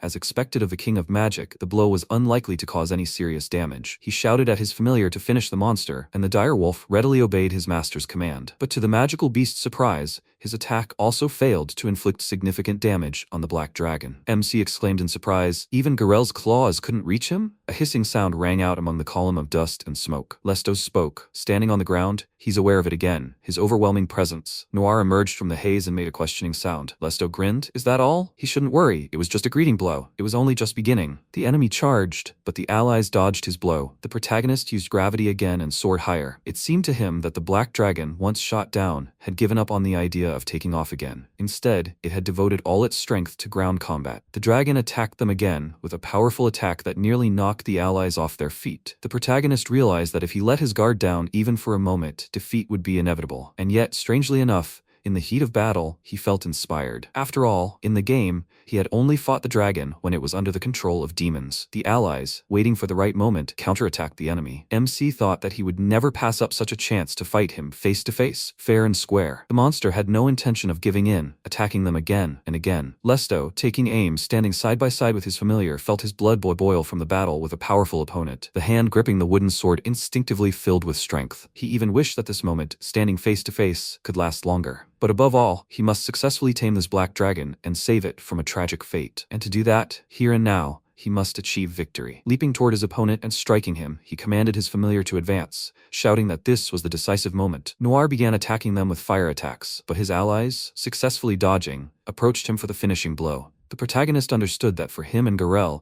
dodging the attacks without sustaining mortal wounds wasn't all that difficult. Each blow from the black dragon was incredibly powerful, but it also left large gaps in his defenses. Although no, something's wrong here, the protagonist thought. He may be a hatchling, but he's still the king of magic. It all seemed too simple, as if he was deliberately letting them know that he didn't intend to fall to them. Continuing to dodge the monster's attacks, MC thought, or rather, it had powerful attacks that were difficult to avoid, like its breath. But if his guess was correct, it wouldn't be so simple. The black dragon reared up on its hind legs and roared a powerful cry, then attacked the enemies with its deadly breath. MC's instinct screamed to dodge, but something prevented him from moving. So, he applied physical enhancement and assumed a wait-and-see stance, looking the dragon straight in the eye. Both the familiar and the enemy stared at him in surprise. The protagonist, seeing the monster's confusion, noted that he had thought so. Taming an enemy requires more than just overpowering it, especially when it comes to this black dragon. That alone is definitely not enough. The monster attacked again, unleashing its fire magic. The protagonist remained motionless, taking the attack head-on. It was hot, it was incredible magical power, and for a second he doubted he'd really been wrong. He was about to be incinerated. When the dragon's magical attack dissipated, MC was barely able to stand. But after examining himself and his familiar, he noticed they seemed fine. The monster stood humbly before him. Exhaling, Lesto added that he had been right after all. The black dragon Noir had never intended to harm them. His strange feeling from his numerous attacks, which seemed untargeted, had proven correct. The only cause for concern was his breath. But it was precisely this breath that gave rise to a hypothesis within him. What if his breath could be absorbed without harm? The result confirmed his correctness. At first glance, it was indistinguishable from real breath, but it seemed to have merely masked the surface with a dense stream of magic, leaving the inside hollow. This requires an exceptionally high level of control over magic, but it's a trick only a dragon known as the King of Magic can perform. He asked aloud, and most importantly, what were the black dragon's true intentions that would lead him to such a thing? At that moment, a system window appeared, informing him that the black dragon respected him for not only demonstrating great strength and wisdom, but also for his pride, his desire to protect people, like his distant ancestors. The black dragon could now be tamed. Do it? The protagonist said. After all, he was being tested. For a black dragon, preserving the memories of ancestors who protected people as guardian deities of this country, it was unacceptable to use its power to harm the innocent. That's precisely why this ferocious-looking creature had no intention of harming an innocent, that is, him. And perhaps, precisely because it understood this and respected his pride, the black dragon agreed to be tamed. He answered the system's question, extending his hand to the monster. Of course, that's why he came, to protect his pride. His former opponent looked at him in surprise, then bowed his head. MC patted him on the head and asked him to fight alongside them from now on. The monster made a sound of agreement. Suddenly, Lesto began to tremble, as if he were being torn apart, and at first he didn't understand what it was. Then he felt all his abilities awaken, including his strength and 5 senses. An incredible amount of magical power was pouring into him. So this is what it means to tame the King of Magic. The system announced that the taming had been successful. Part of the tamed creature's power had been transferred to him. He had received the trait of dragon patronage, which grants the target strong resistance to all negative statuses and a high level of control over magic. The protagonist exclaimed admiringly, "This time it's special." But how powerful this dragon's protection is. The system reported that for his second successful taming, he had mastered shrinking. The protagonist added, by the way, in the game the black dragon was supposed to have a reality interference technique that allowed him to transform magic into any phenomenon, but it seemed he hadn't gotten it. But, unlike in the game, this black dragon was still a hatchling. He probably just hadn't mastered it yet. The familiar looked at him in surprise and intently. MC continued, so, depending on his further growth, he could gain even more power? It's scary to even imagine. He clenched his fist, looked at it with a smile, and then looked at his new friend. Then he said, he can't call him the Black Dragon forever. He needs to give him a name like Geralt. Perhaps he should name him Kuro? No, that's too simple. Then, in French, Noir, he said. From now on he wants to be called Noir. Is that okay? The dragon growled, agreeing with this option. Noir and Lesto looked at each other. At that moment, Geralt lunged at his master, knocking him to the ground, grabbing him with his paws and holding him close. The protagonist, laughing, told him he knew it was all thanks to him that Noir had become their comrade, and he was counting on him from now on. The direwolf barked and greeted their new friend in his own way. After a while, the protagonist said, well, the goal is achieved. Time to return. Just like with Geralt, he couldn't just bring Noir into the estate. Activating the dimensional dwelling, he looked at the dragon and said, in this form, Noir is too big to enter. He must use the shrinking he just received. But Noir expressed his disagreement. MC asked in surprise, no? He wants to stay here? The dragon nodded affirmatively. Lesto thought, by the way, I think there was a similar explanation in the game. In this forest of Alst, home to many powerful monsters, evil magical power easily accumulates. And it's said that demons are sometimes summoned here, who love to feed on it. Demons, unlike the monsters and demon races that inhabit this world, are a race composed solely of souls and magical power, living in the demon world. Even in the game, their strength and cruelty were highlighted, and in fact, they are closely connected to it. The game had a backstory about Noir being in these lands too, as the king of magic, purify evil magical power and prevent the summoning of demons. Thus, Noir had been secretly protecting the inhabitants of the country all this time. The protagonist spoke aloud. He understood. His friend will continue to protect everyone here. The protagonist placed his hand on the dragon's muzzle and added, however, if he needs its power, will he lend it to him? Noir made a sound of agreement. The dragon silently bid farewell to its allies and took off. MC, watching him go, thought about how there's always a connection between the tamer and the tamed. In times of need, this connection transmits a signal of danger, so they can come to each other's aid in an emergency. Besides, if he can tame a few more creatures, he should acquire the skill Lesto used in the game, a summoning servitor, allowing him to freely summon monsters. Right now, the stat boost from taming Noir and the dragon's protection were more than enough. Turning to Geralt, he called him home. The allies set out. The protagonist told his familiar that, by the way, since he'd already acquired the shrinking skill, he'd like to try it out. He asked Geralt if he could try it on him. The familiar barked in confusion. The protagonist used shrinking, and in the place of the huge beast appeared a small puppy. MC scooped it up and delightedly exclaimed how cute it was. Geralt barked in a thin voice which also touched his master. He said perhaps, with his size, he could be kept in the estate. Suddenly, a monster appeared behind him. The direwolf barked, signaling danger to its master. Lesto turned around in surprise and saw a gargoyle behind him. He immediately recognized it as a rank B monster. By classification alone, it was on par with Noir, whom he had just fought. Without missing a beat, he tossed Geralt onto the monster's arm and activated the shrink cancel. The direwolf, suddenly resuming its full size, flew away from its opponent, and the protagonist commanded it to advance. At the same time,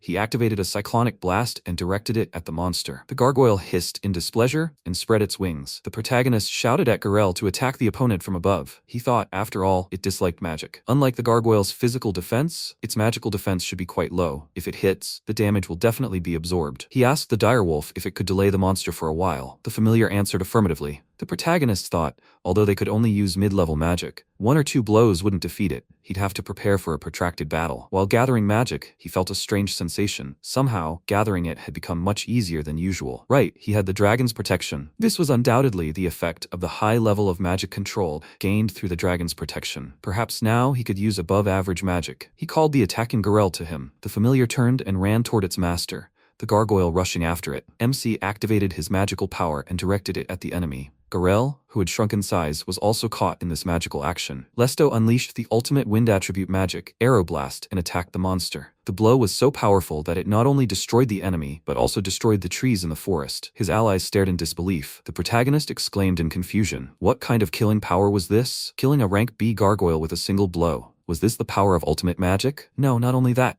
It was likely because his magical reserves had increased dramatically since forging a contract with Noir. Behold, the power of one who had tamed the king of magic. He realized once again what an incredible creature he had contracted with. The familiar barked, and the protagonist praised it for its excellent work. Looking at his hand, he thought, the swordsmanship he had acquired during his lessons with Iruna, and the magical power he had gained from taming Geralt and Noir, these were truly something. He felt that now, with both, he He was truly on the path to becoming the strongest. He would soar to the very top in one fell swoop. Garel looked devotedly into his eyes, waiting for him to return to his normal form. Sometime later, Charlotte visited the Albion estate again. The girl politely thanked the head of the house for accepting her, despite such a sudden visit. Gato replied, "Don't say that. They would be glad to see her anytime." The princess smiled and clarified, "Really? In that case, certainly in the future." The Marquis agreed. The princess's maid presented the master of the house with a gift from her mistress. Charlotte looked at the protagonist. He realized that the second princess, Charlotte, had arrived at the Albion estate for the very sword training they had agreed upon the other day. She was about to approach him, but the twins blocked her path, vying with each other to ask if she'd like to have tea with them again today. Edward asked her permission to apologize again for that incident in the Ulst forest. Sidward added with a goofy smile, "And after that, how about they have some fencing practice together?" The protagonist thought, "Okay, Gato, but why are those two here too?" They were incorrigible. Could it be that they still hadn't given up on trying to ingratiate themselves with the royal family? Charlotte told the twins she apologized, but she had an appointment with Mr. Lesto for today, and she suggested they decline their offer until next time. The brothers glared at MC, who turned away from them. He told the princess that in that case, they shouldn't waste their time. She should let him accompany her. The girl responded affirmatively, adding that she was counting on him. He led her into the large training hall, addressing her as mistress. She asked why he'd just called her mistress. Hadn't they agreed he'd call her by her first name? Lesto became embarrassed and mumbled something unintelligible, looking at Estelle. The maid told him to calm down. She'd heard from mistress that they'd agreed that, having become sword buddies, they would call each other by their first names and speak casually. Publicly was one thing, but in front of her, he had no need to restrain himself. Afterward, he addressed the princess by name and reiterated his pleasure at their meeting today. The girl laughed joyfully and replied that she was pleased too. Charlotte added, incidentally, that she'd heard from Aaron the last time they met that he'd won the duel against his brothers, as expected of him. He thanked her and thought the circumstances that led to this duel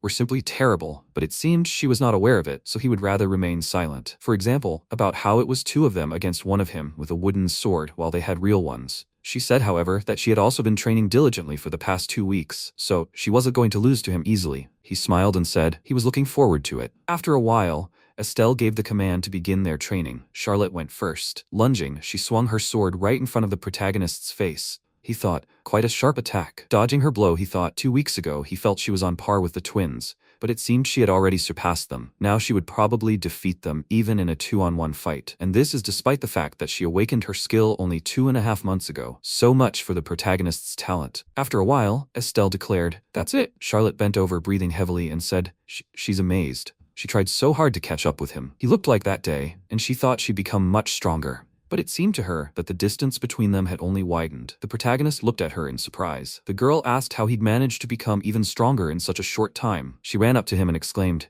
she wondered how he trained. Please let him teach her too. How does he train? MC thought sheepishly. Yes, that's right. The princess's spirit wasn't so weak as to fall from something like that. He'd like to help her, but he couldn't tell her about taming. And Alsgato had ordered him to keep quiet about exploring the forest. He'd said something about not reawakening traumatic memories in Charlotte, and he'd acted like an idiot. Despite that incident, he could expose that stupid dad who orders his son to explore the forest. But really, he didn't want the princess to know about it just yet. What else could he teach her? An idea suddenly occurred to him. There was night training. He said out loud that if she was satisfied with the basic exercises he usually did, he could teach her. Charlotte exclaimed, let him definitely teach her. She wanted to catch up with him, so he could be tougher. He said it was night training, or rather 5 types of training. He thought about it. In the game it was night training, but now it was daytime. Lesto explained that the nighttime workout consists of strength training, sandbag exercises, sprinting, magic development, running, and prayer. A game mechanic that allowed you to improve various stats by repeating these exercises daily. Sprinting with sandbags in your hands. Magic development while balancing on sandbags.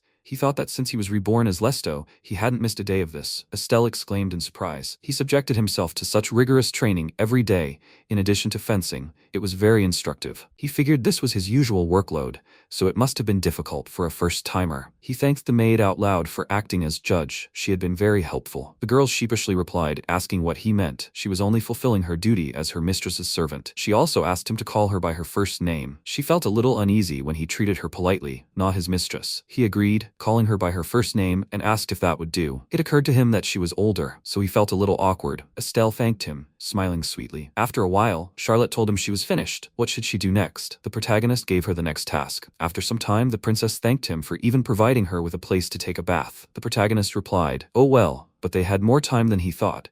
He figured it had been about 3 hours since Charlotte arrived at the estate. Because they had increased the intensity of their training, they had finished earlier than he expected. They could have held a tea party at the estate, but then the twins would most likely show up under some pretext, and that would be annoying. Out loud, he said, "Exactly. If Charlotte doesn't mind, how about exploring the city near the palace?" The princess seemed interested in his proposal and exclaimed, "She really wants to go." MC said, "Great, then it's decided." And so, they set off to explore the city. The princess's delight knew no bounds when they arrived.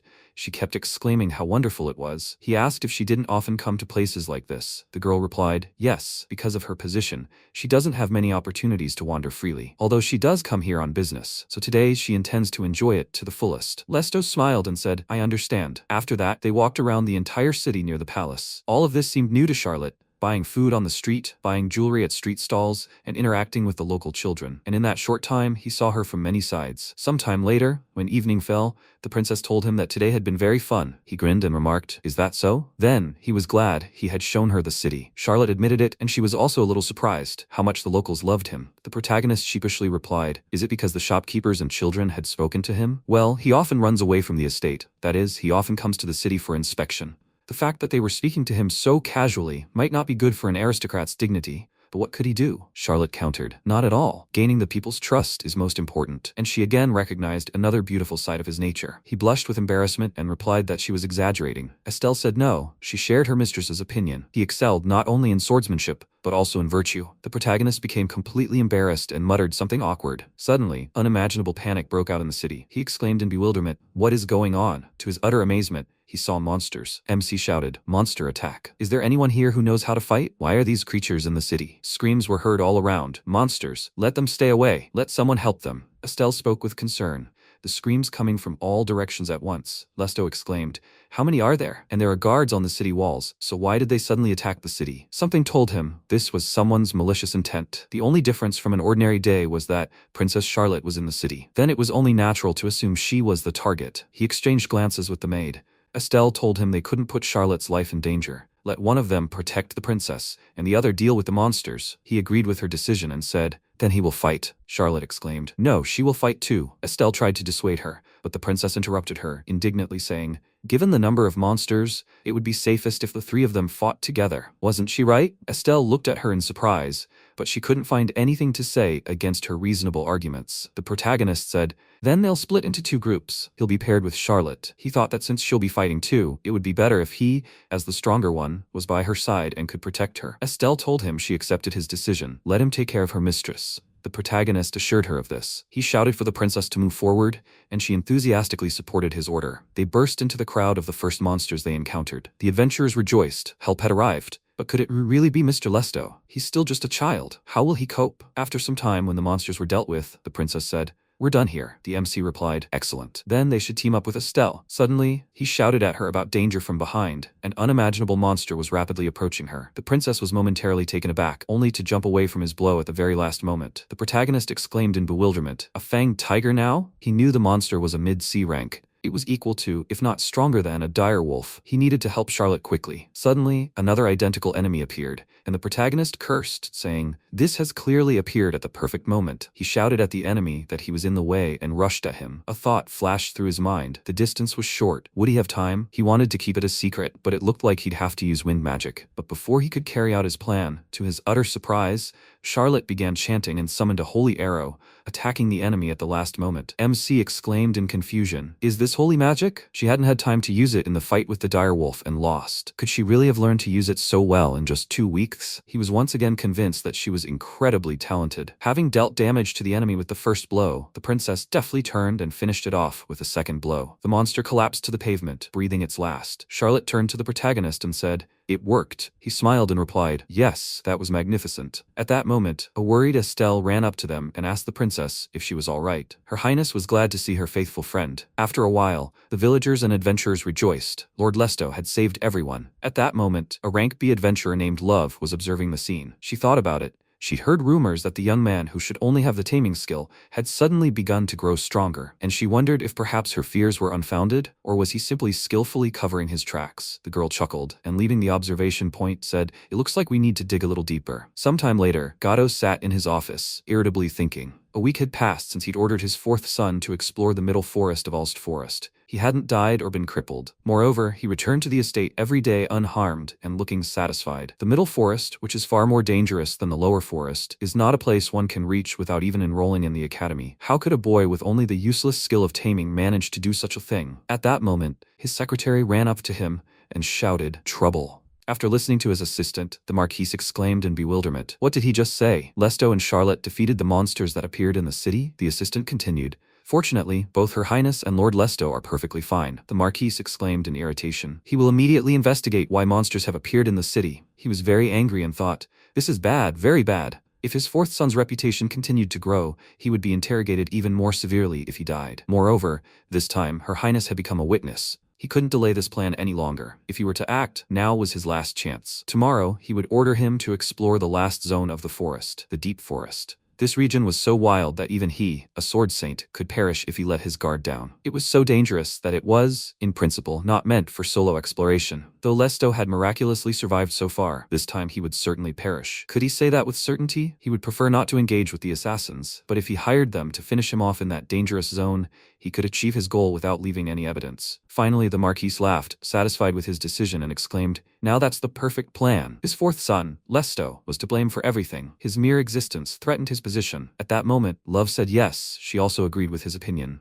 Gato started in surprise and exclaimed, who is there? The girl, standing by the window, without removing her hood, continued, but there's one thing. There's a flaw in his plan. The Marquis thought in bewilderment. Until now, he hadn't felt her presence at all. Huff. Who was she? Love added, so, what about her option? Suddenly, Gato realized something was wrong. His head clouded over, his thoughts became fuzzy. The girl came up behind him and began whispering something in his ear. After listening to her, the Marquis said, as if enchanted, yes, that's right. That's for the best. Love smiled and remarked, he's a good boy. Leaving the Marquise, the girl turned to the protagonist and said, she'll reveal his secret. The next day, the protagonist saw the princess off. She said it was a pity. She thought she'd be able to train with him a little more this time, as sword buddies. MC mentally noted, oh, this sword buddies training. Estelle noted the same in her mind. The protagonist thought that Charlotte and her companions were originally supposed to stay in this estate for a few more days, but given the recent monster attack, it was decided they would return sooner. If that attack had been aimed at her, it was best to get away as soon as possible, and the method of return would usually be a carriage, but this time, it seemed, a teleportation magic circle would be used. Teleportation magic circles are installed in churches in large cities, and allow instantaneous travel over great distances. However, they require a huge amount of magic and people, so even the royal family rarely has the opportunity to use them. This time, they will teleport from a church in a city in Albion, which likely speaks to the seriousness of the situation. The protagonist noted the teleportation magic circle. Yes, he used it constantly in the game to travel between cities, although that was in the second half of the game after receiving a special energy source. It's like a fast travel system, which is common in other games. Out loud, he told the princess that everything would be fine. The sword and magic she demonstrated yesterday, both were at an astonishing level. She could continue to grow even without him. Charlotte sadly said, yes, he's right, of course he's right. Then she happily said, besides, this time, he taught her a new training method. By their next meeting, she'll be even stronger, and she'll surprise him. He replied with a smile that he'll look forward to it. Sometime later, as he watched the princess's carriage depart, a maid approached him and said the Marquis was calling him. MC thanked the girl and thought, he's calling him at the very moment Charlotte left. That could only mean one thing. When he came to Gato, he told him that starting tomorrow, he would be exploring the deepest part of the Ulst forest. The protagonist chuckled to himself. He thought so. Although he expected it, the deep forest is a very dangerous place, and he orders his son to explore it alone. It seems Gato's hostility towards him is stronger than he thought. The Marquis, lowering his head, added, but don't worry, venturing into the deepest depths alone is naturally dangerous. Therefore, he decided to assign him a single guard. The protagonist was surprised. What was he saying? Gato was giving him a guard? What was he even thinking? The father said he would introduce this man to him now. He shouted for her to come in, and Love entered the room. She thanked the Marquis for the introduction and, telling MC her name, added that she was a B-rank adventurer. The protagonist looked at her, confused. She continued, as per the Marquis of Albion's instructions, she would accompany him as his bodyguard. Seeing his astonished expression, she asked, is something wrong? Is there something on her face? The protagonist became confused and replied, no, nothing. The Marquis told him, it's an order. Refusals are not accepted. He was doing this out of concern for him. He understood that, right? MC bowed politely and said he would not disobey his orders. Love thanked him and said that from now on, she was at his disposal. And so he set off into the deepest part of the forest with her. About an hour later, they entered the middle forest of Ulst Forest. He glanced at the girl and thought, Gato said he hired an adventurer as a bodyguard, But that simply couldn't be true. Come to think of it, there were 2 reasons why she was accompanying him. The first was that she was here to stage an accident and kill him. The second was to find out how he, with only Taming, was exploring this forest. In any case, she was an enemy, no doubt about it. Therefore, he must hide his Taming at all costs. Summoning Garel was not an option, and it was better to avoid using wind magic as well. Love remarked that it was strange that they had been walking through the forest for so long and still hadn't encountered a single monster. He replied that he was proceeding cautiously to avoid them if possible. His father had only ordered him to explore the forest, so there was no need to engage in combat unless necessary, she said. I understand. This was a very wise decision, as expected of him. After a while, she spoke in bewilderment. The aura of magical power around her had changed. So this is where the deepest part of the forest begins. She was a little nervous. The protagonist remarked that she was right. After walking a little further, the girl said again that they had been in this deep part for several dozen minutes,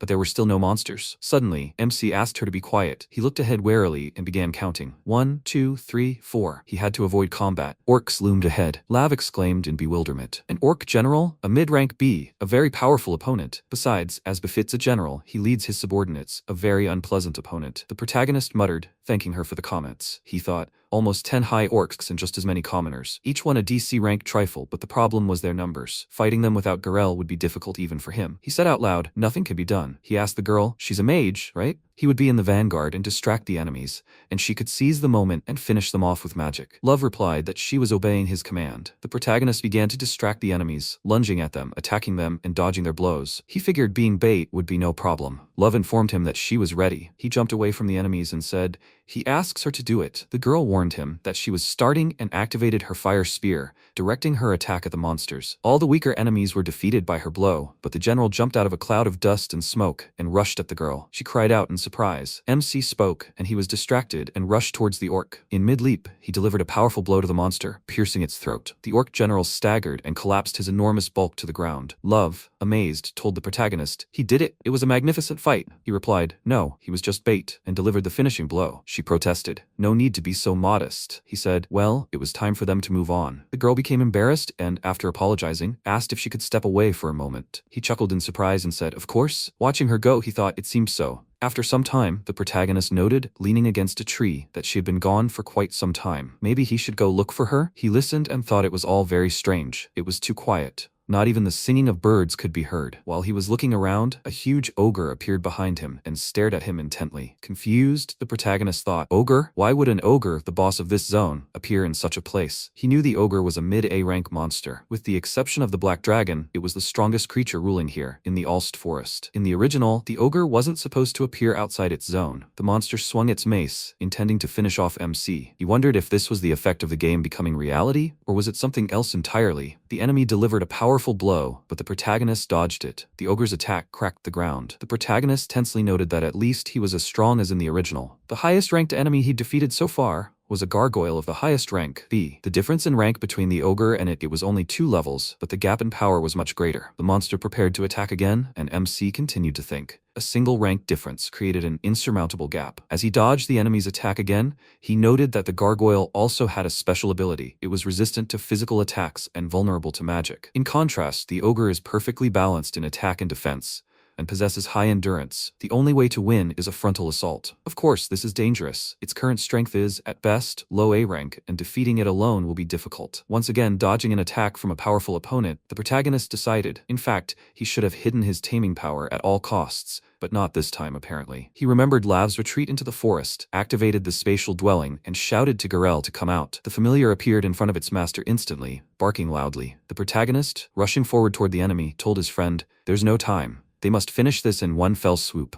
The ogre struck hard with his weapon, and they both jumped to the sides to avoid the attack. Lesto began concentrating energy in his hand and unleashed a cyclonic blast of magic. It hit the monster's head but did no damage, and he grinned and said that it was quite tough. He launched another powerful strike with his weapon, but it was easily dodged. He ordered Garel to attack, and at that moment, he ran up from behind to bite the monster's leg. He did so, but was unable to penetrate the ogre's thick skin. He looked at it and thought that he was a very unpleasant opponent after all. The main feature of this monster is its overwhelming body enhancement. Due to the fact that a huge amount of magic constantly circulates within it, neither physical nor magical attacks of average strength work on it. He used the wind slash skill and loudly asked, how does that feel? He struck hard with his sword, managed to leave a wound on the monster's body and attracted its attention. He covered the wound with his hand and began to deliver numerous quick strikes, but he dodged them and said with a smirk that the damage was still taking place. The ogre became very angry, screamed loudly, and began to deliver numerous quick strikes with his weapon. He quickly dodged all these strikes, watched him, and said that it seemed that after this attack, he was completely focused on him. He decided to ignore Garel for now,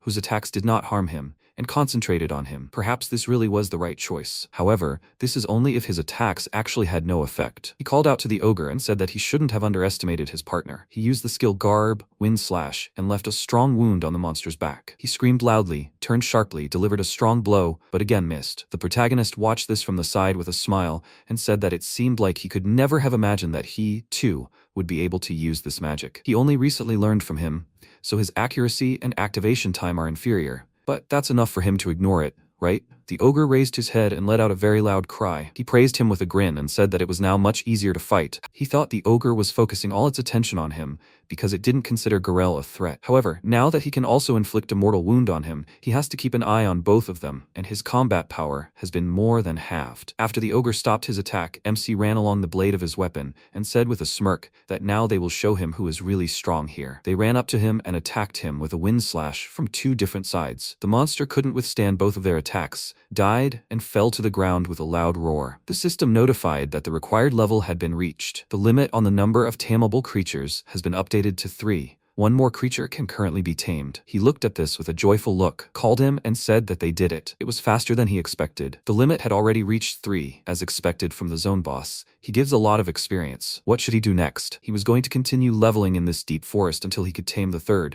but he had already reached that. Besides, there were no more monsters he wanted to tame in this forest. He thought that even at the moment when he was reborn as this character, he had chosen several monsters he wanted to tame. One of them was Noir, whom he recently tamed. By the way, with Garel, it was an accident. He didn't hunt for him specifically. Although he is more than happy with the result, if everything is like in the original, then most likely he has a limited number of tames. He had already defeated him, so he wouldn't have been able to tame him anyway, but the ogre was also an attractive option. However, there are monsters that are more important to him. The problem is where these monsters live. They are currently on Albion lands, and there's no way to get to them in one day. Explaining everything to Gato and asking for his understanding is also practically hopeless. Is there any good way? He heard a sound, waved his hand, and Garel ran into the portal. Lav ran to him, called him, and asked if he was okay. A loud roar and the sounds of battle had just been heard. She was very surprised when she saw the body of the ogre and screamed loudly in surprise. She asked loudly, "Isn't that a mid-A rank monster? Did he really defeat it alone?" He denied it and said that in fact, when he met him, he was already greatly weakened. He dealt one blow and he immediately collapsed. He thought he should see what she would do next. She looked around and said that indeed,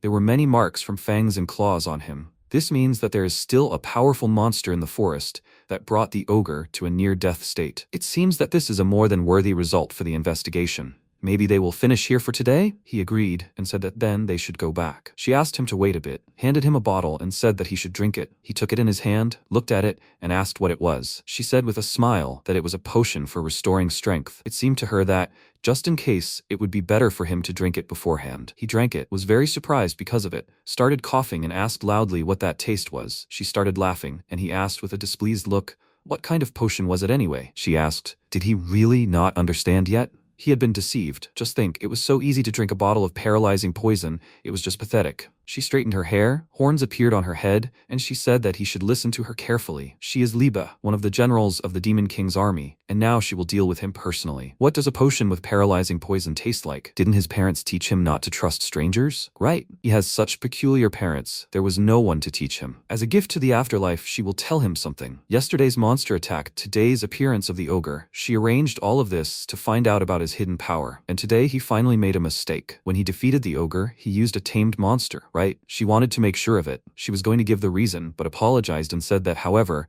that was all she could tell him. Now he must curse his unfortunate fate. Unexpectedly for her, he stopped writhing in pain, stood up and said that for some reason he did not want to do this. She, looking shocked, asked loudly why he was standing calmly. He should have been paralyzed for at least another 30 minutes. He said in a calm tone that he hadn't been paralyzed to begin with. She was very surprised by this, and a notification appeared next to him, saying that Dragon's patronage had been activated. Thanks to this trait, he was immune to paralysis. Lesto thought that Dragon's patronage had two effects. The first was improved magic control, and the second was high resistance to negative status effects. Such a weak poison wouldn't work on him, and besides, if he hadn't known this, he wouldn't have drunk such a suspicious thing in the first place. He said with a smirk that he apologized for ruining her mood, but he knew from the start what she was after. That's why he played along with her, so she would reveal her true nature, luring her so deep into the forest. She, looking confused, said loudly that such a thing simply couldn't be true. Her plan was perfect. It was just that someone like her couldn't figure it out. However, if he really knew everything, he should explain himself here and now. He's silent. Stop mocking her, just because she was lucky to escape paralysis. He said that 1,000 years ago, a great war broke out between humans and demons. At first, the demon side, led by the Demon King, had the upper hand. But a hero and a divine dragon suddenly appeared and defeated the Demon King. The Demon King's soul was sealed, but at the last moment, he made a desperate attempt. He divided his soul into 10 pieces and sent each of these fragments, the so-called Demon King's soul shards, 1,000 years into the future. These shards inhabit randomly selected newborn beings. They, the Demon King's army, also try to collect these shards and resurrect their master. He is one of those inhabited by a Demon King's soul shard. Under his influence, his seemingly useless taming skill changed, and he was able to subjugate monsters. Now that she's convinced of this with the ogre's help,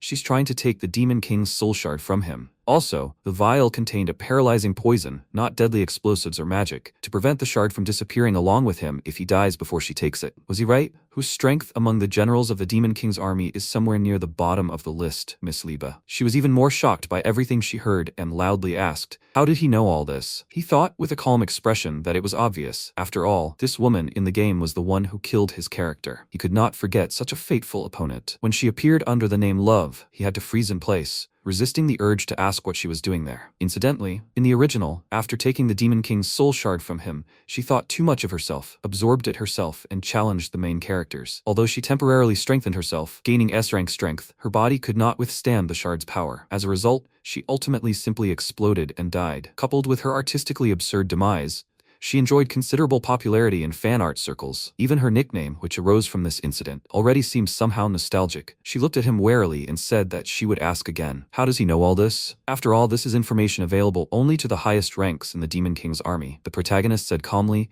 that this was all he could tell her. Now she could curse her unfortunate fate. She became angry because of this, and said that since he said so, she would not hold back. After she inflicts pain on him, from which death would seem like a release, she will suck everything out of him to the last drop. He must watch carefully. This is a special power that is granted only to her. He said calmly that it was transitional magic. She agreed, but was indignant about it and loudly said that he should not speak before her. Besides, how does he know this anyway? She will never forgive him again. She aimed all the swords created from magic and loudly said that he should be ready. He thought with a tense look that now the most difficult part was beginning. He began to dodge her attacks and thought that because of their previous conversation, the tension had eased a little and it was possible to mistakenly relax. But she is, after all, a general in the Demon King's army. Her strength is undeniable and it is impossible to relax. Even in the game, her strength was equivalent to the highest A rank. Her physical abilities themselves are not that high. This means that she is an opponent stronger than the ogre he just defeated. However, she had an ability that more than compensated for this. He continued to dodge numerous attacks from weapons made of magic, and thought that her unique ability is transition magic. Its effect is that she can freely change the form of magic. She can not only create material objects from magic, like swords, but also conversely, turn matter into magic. What does this mean? For example, if he touched her without any protection, that alone would cause his body to disintegrate, and he would die. Truly incredible power, worthy of a general in the Demon King's army. Liba said with a smirk that she thought she had hit him. How deftly he dodged. MC covered the wound on his throat with his hand and thought that it would be difficult for him to win alone. He summoned Garel, and she asked with a smile, was he already summoning him again? However, did he really think that with one extra dog he could defeat her? He thought with a tense expression that to win, he would have to engage her in close combat at all costs. But it would not be that easy. He called him and said that he absolutely must not let her grab him. Even they would not last 5 seconds against her magic. He should mainly try to dodge. She said with a serious expression that even his countermeasures were so precise. It was so infuriating. He said with a small smile that he was honored to receive her praise. She again sent numerous magical weapons at him and said loudly that she would see how long his sharp tongue would last. They repelled these attacks, and he thought that for now they were somehow holding their own, but continuing to fight her at such a distance.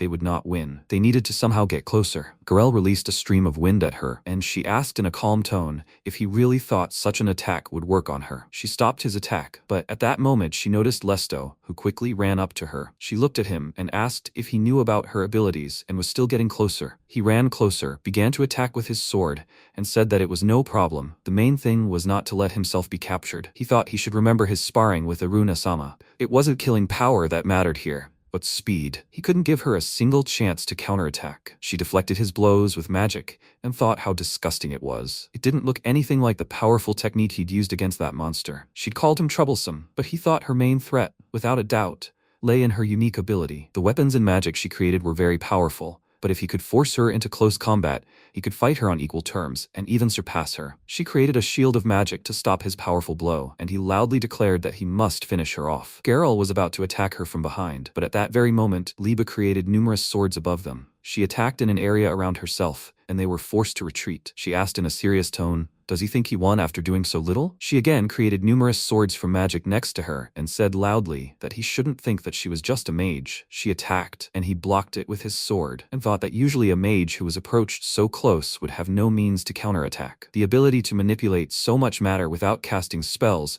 was a fighting style unique to her. He said loudly that it was no problem. They should continue attacking, maintaining this distance. They attacked her from both sides, and he thought that at such a distance, when one could close in the blink of an eye, one error in judgment could cost a life. She was definitely not as relaxed as before. No matter how much magic she had, the resources of her brain that controls it were limited. He would continue to put pressure on her to create a moment when she would admit it and the best choice for it. He used the cyclone spell, and she asked loudly, with a self-confident look, did he decide to use magic at a moment like this? He was a fool. This was her territory. He used the explosion spell, causing a large cloud of dust to rise, and she wondered if it was to blind them, not to attack them. They were about to attack her, and she said in a serious tone that she was so tired of all this. The protagonist sensed danger and ordered him to step back. She released a very powerful energy that dispersed the clouds of dust. She said with a serious expression that it was an extreme transitional coating, the Queen of Magic. He said with a smirk that he thought so. She still uses it. He thought with a serious expression that this was the highest technique she used in the game. A state called the Queen of Magic.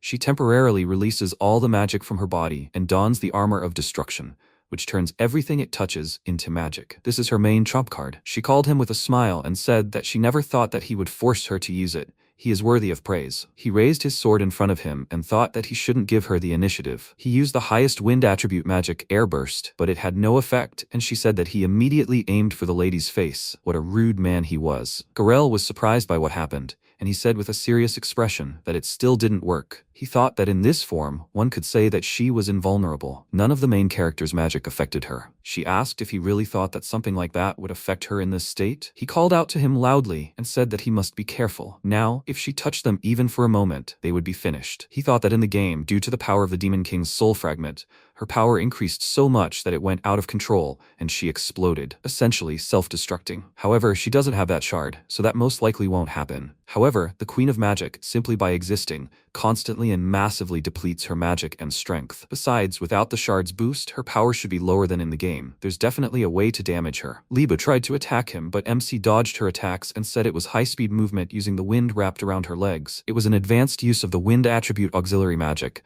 levitation. He thought that, combined with his body's boost, speed was on his side. She looked at him and said that this surprised her. Did he still believe he could escape at that speed? She fired energy at him from different directions, and he, with a worried look, thought it was a whip from the armor of annihilation. He dodged these attacks, and she said with a smile that this whip was the same as her touch. When it caught him, it would be the end. With a tense expression, he thought that the number of attacks was a problem, but, unlike the armor, there was not much magic in each individual whip. He had a hunch and reflected her attack, using the garment wind slash. Her attack cut through the trees behind him, and he thought with a smile that, as he thought, the magical power of the garment seemed superior. Liba said that although this attack was only an echo of her true power, to think that he reflected it so easily. She strengthened the energy around her and said that, however, miracles do not last forever, and now she would prove it to him. She attacked with her whips many times, but never hit, and Lesto said loudly that the main thing now was to endure. Garel used shrinking, and he jumped to dodge this attack. He looked at her with a worried expression and thought that the Queen of Magic was a deadly technique that required a huge expenditure of magic. As he expected, the longer the fight lasted, the more her strength and magic would be depleted. However, she, who only needed to attack non-stop, and they, who could not afford a single mistake. It was quite obvious which of them was accumulating more fatigue. She looked at him and said that from now on they could only run away. Unable to counterattack, he was pathetic. He should give up already. A little later,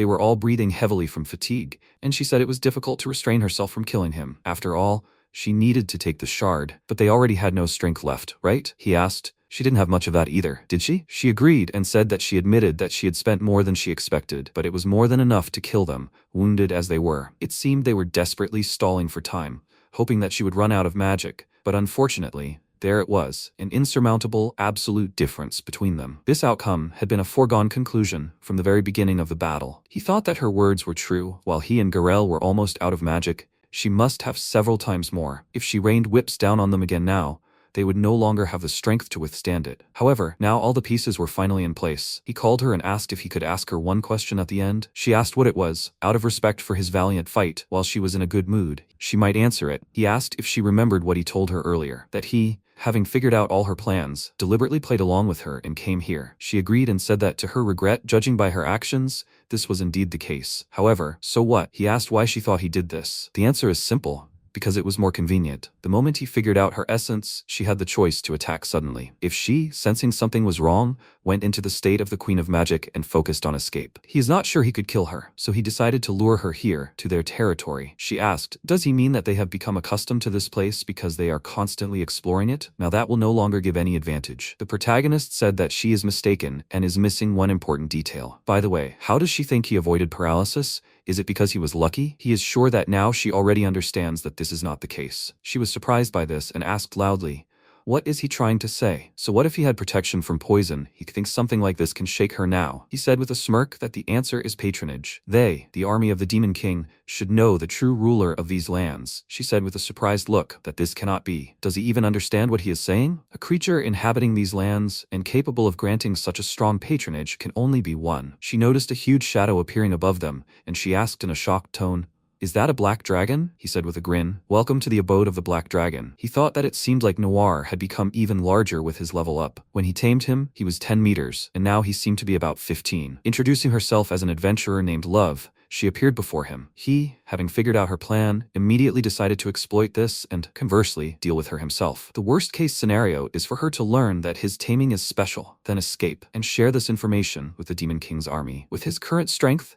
he won't be able to defeat the other generals of the Demon King's army. Therefore, he needs to kill her here and now for sure, but he knows full well how difficult it will be. In the game, she attacked him only after all his tamed monsters were destroyed. As can be understood from this, she is very cautious. She will never attack unless she is confident of victory. Indeed, her official description included the phrase, despite her high pride, she is cautious and clings to life. That is why, when the ogre attacked them, he, guessing that it was her doing, deliberately played along with her. Not just retreat, not fight alone, and especially not summon Noir to defeat him with the three of them. He also had to fight Garel together and achieve a hard-fought victory. He decided this was the best option and staged a show, not only to show that his taming was special, but also to make her believe it was their full power. As expected, she fell into this trap, although she had insured herself with paralyzing poison precisely because she believed that in a pinch she could win, and revealed her identity by challenging him. She also unhesitatingly used her trump card, the Queen of Magic. However, all of this was a choice made under his complete control. This was a situation that only he, who knew the events of the game and her character, could have created. He, who had foreseen this situation even at the moment of the ogre's attack, made another important move. Through the connection created by the taming, he asked Noir for help. He had kept himself hidden and concealed his presence until this moment. All this was to make sure he killed her here and now, just for this. He asked, she already understood everything, right? This black dragon is his tamed monster. If she calls herself the Queen of Magic, then he will answer her as the King of Magic. She used the armor of destruction and loudly said that this cannot be. The dragon released a strong stream of energy, and Liba loudly said that even if he had it, some person could tame the dragon. She tried to reflect this attack with her magic, but with a worried look, she loudly said that this should not have happened. A very strong explosion occurred, because of which she was greatly weakened and asked, Is this the power of the King of Magic? MC thought that it seemed that the armor of destruction was able to weaken the power of the breath to some extent, but she no longer had the strength to fight the three of them. She began to run away and loudly said that she was not going to mess with the likes of them anymore. He expected this from her and loudly called his beasts. They attacked her from both sides at the same time,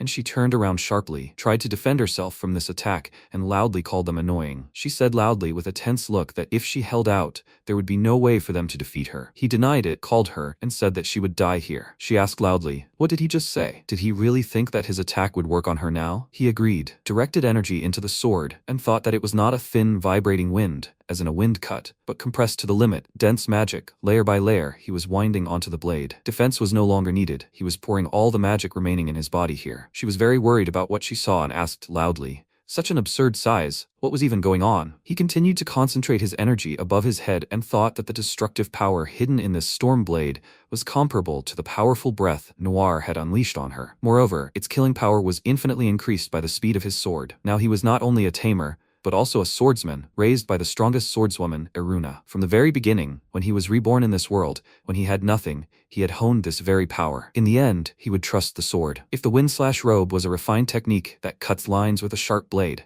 then this was the sword of destruction, which crushes plains with an overwhelming storm. Liba looked at this in horror and loudly said that this could not be, that she, the general of the Demon King's army, would be in such a place. Lesto struck with his sword, releasing powerful energy, and thought that this robe was called the Hurricane Sword. She was pinned to the ground but was still alive, and he said that she was quite strong though. She turned to him, loudly asked him to wait, and said that if he was going to kill her, he'd better change his mind. The other generals of the Demon King's army would immediately come for him. He said in a calm tone that she didn't have any friends among the generals. She probably also acted on her own this time, so she didn't tell anyone anything, right? She tried to get up and said that it meant he really was going to kill her. He agreed and thought that, frankly speaking, he felt bad about it. Even though she was from the demon race, she looked like a human, and they could speak. It was natural that he, who grew up in peaceful Japan, would hesitate. However, now he was a character living in this world. If he thought about what awaited him ahead, he might have to kill not only demons, but also people. It was just that now was the time to find that determination. She lay on her back and loudly said that then it would be better for him to kill her with one blow. She loudly stated her name and said that she was a general of the Demon King's army. No matter what happens, she will never beg for mercy from the one who defeated her. He raised his sword in front of him but stopped when he saw the system window in front of his face. It said that she was mentally desperately begging for mercy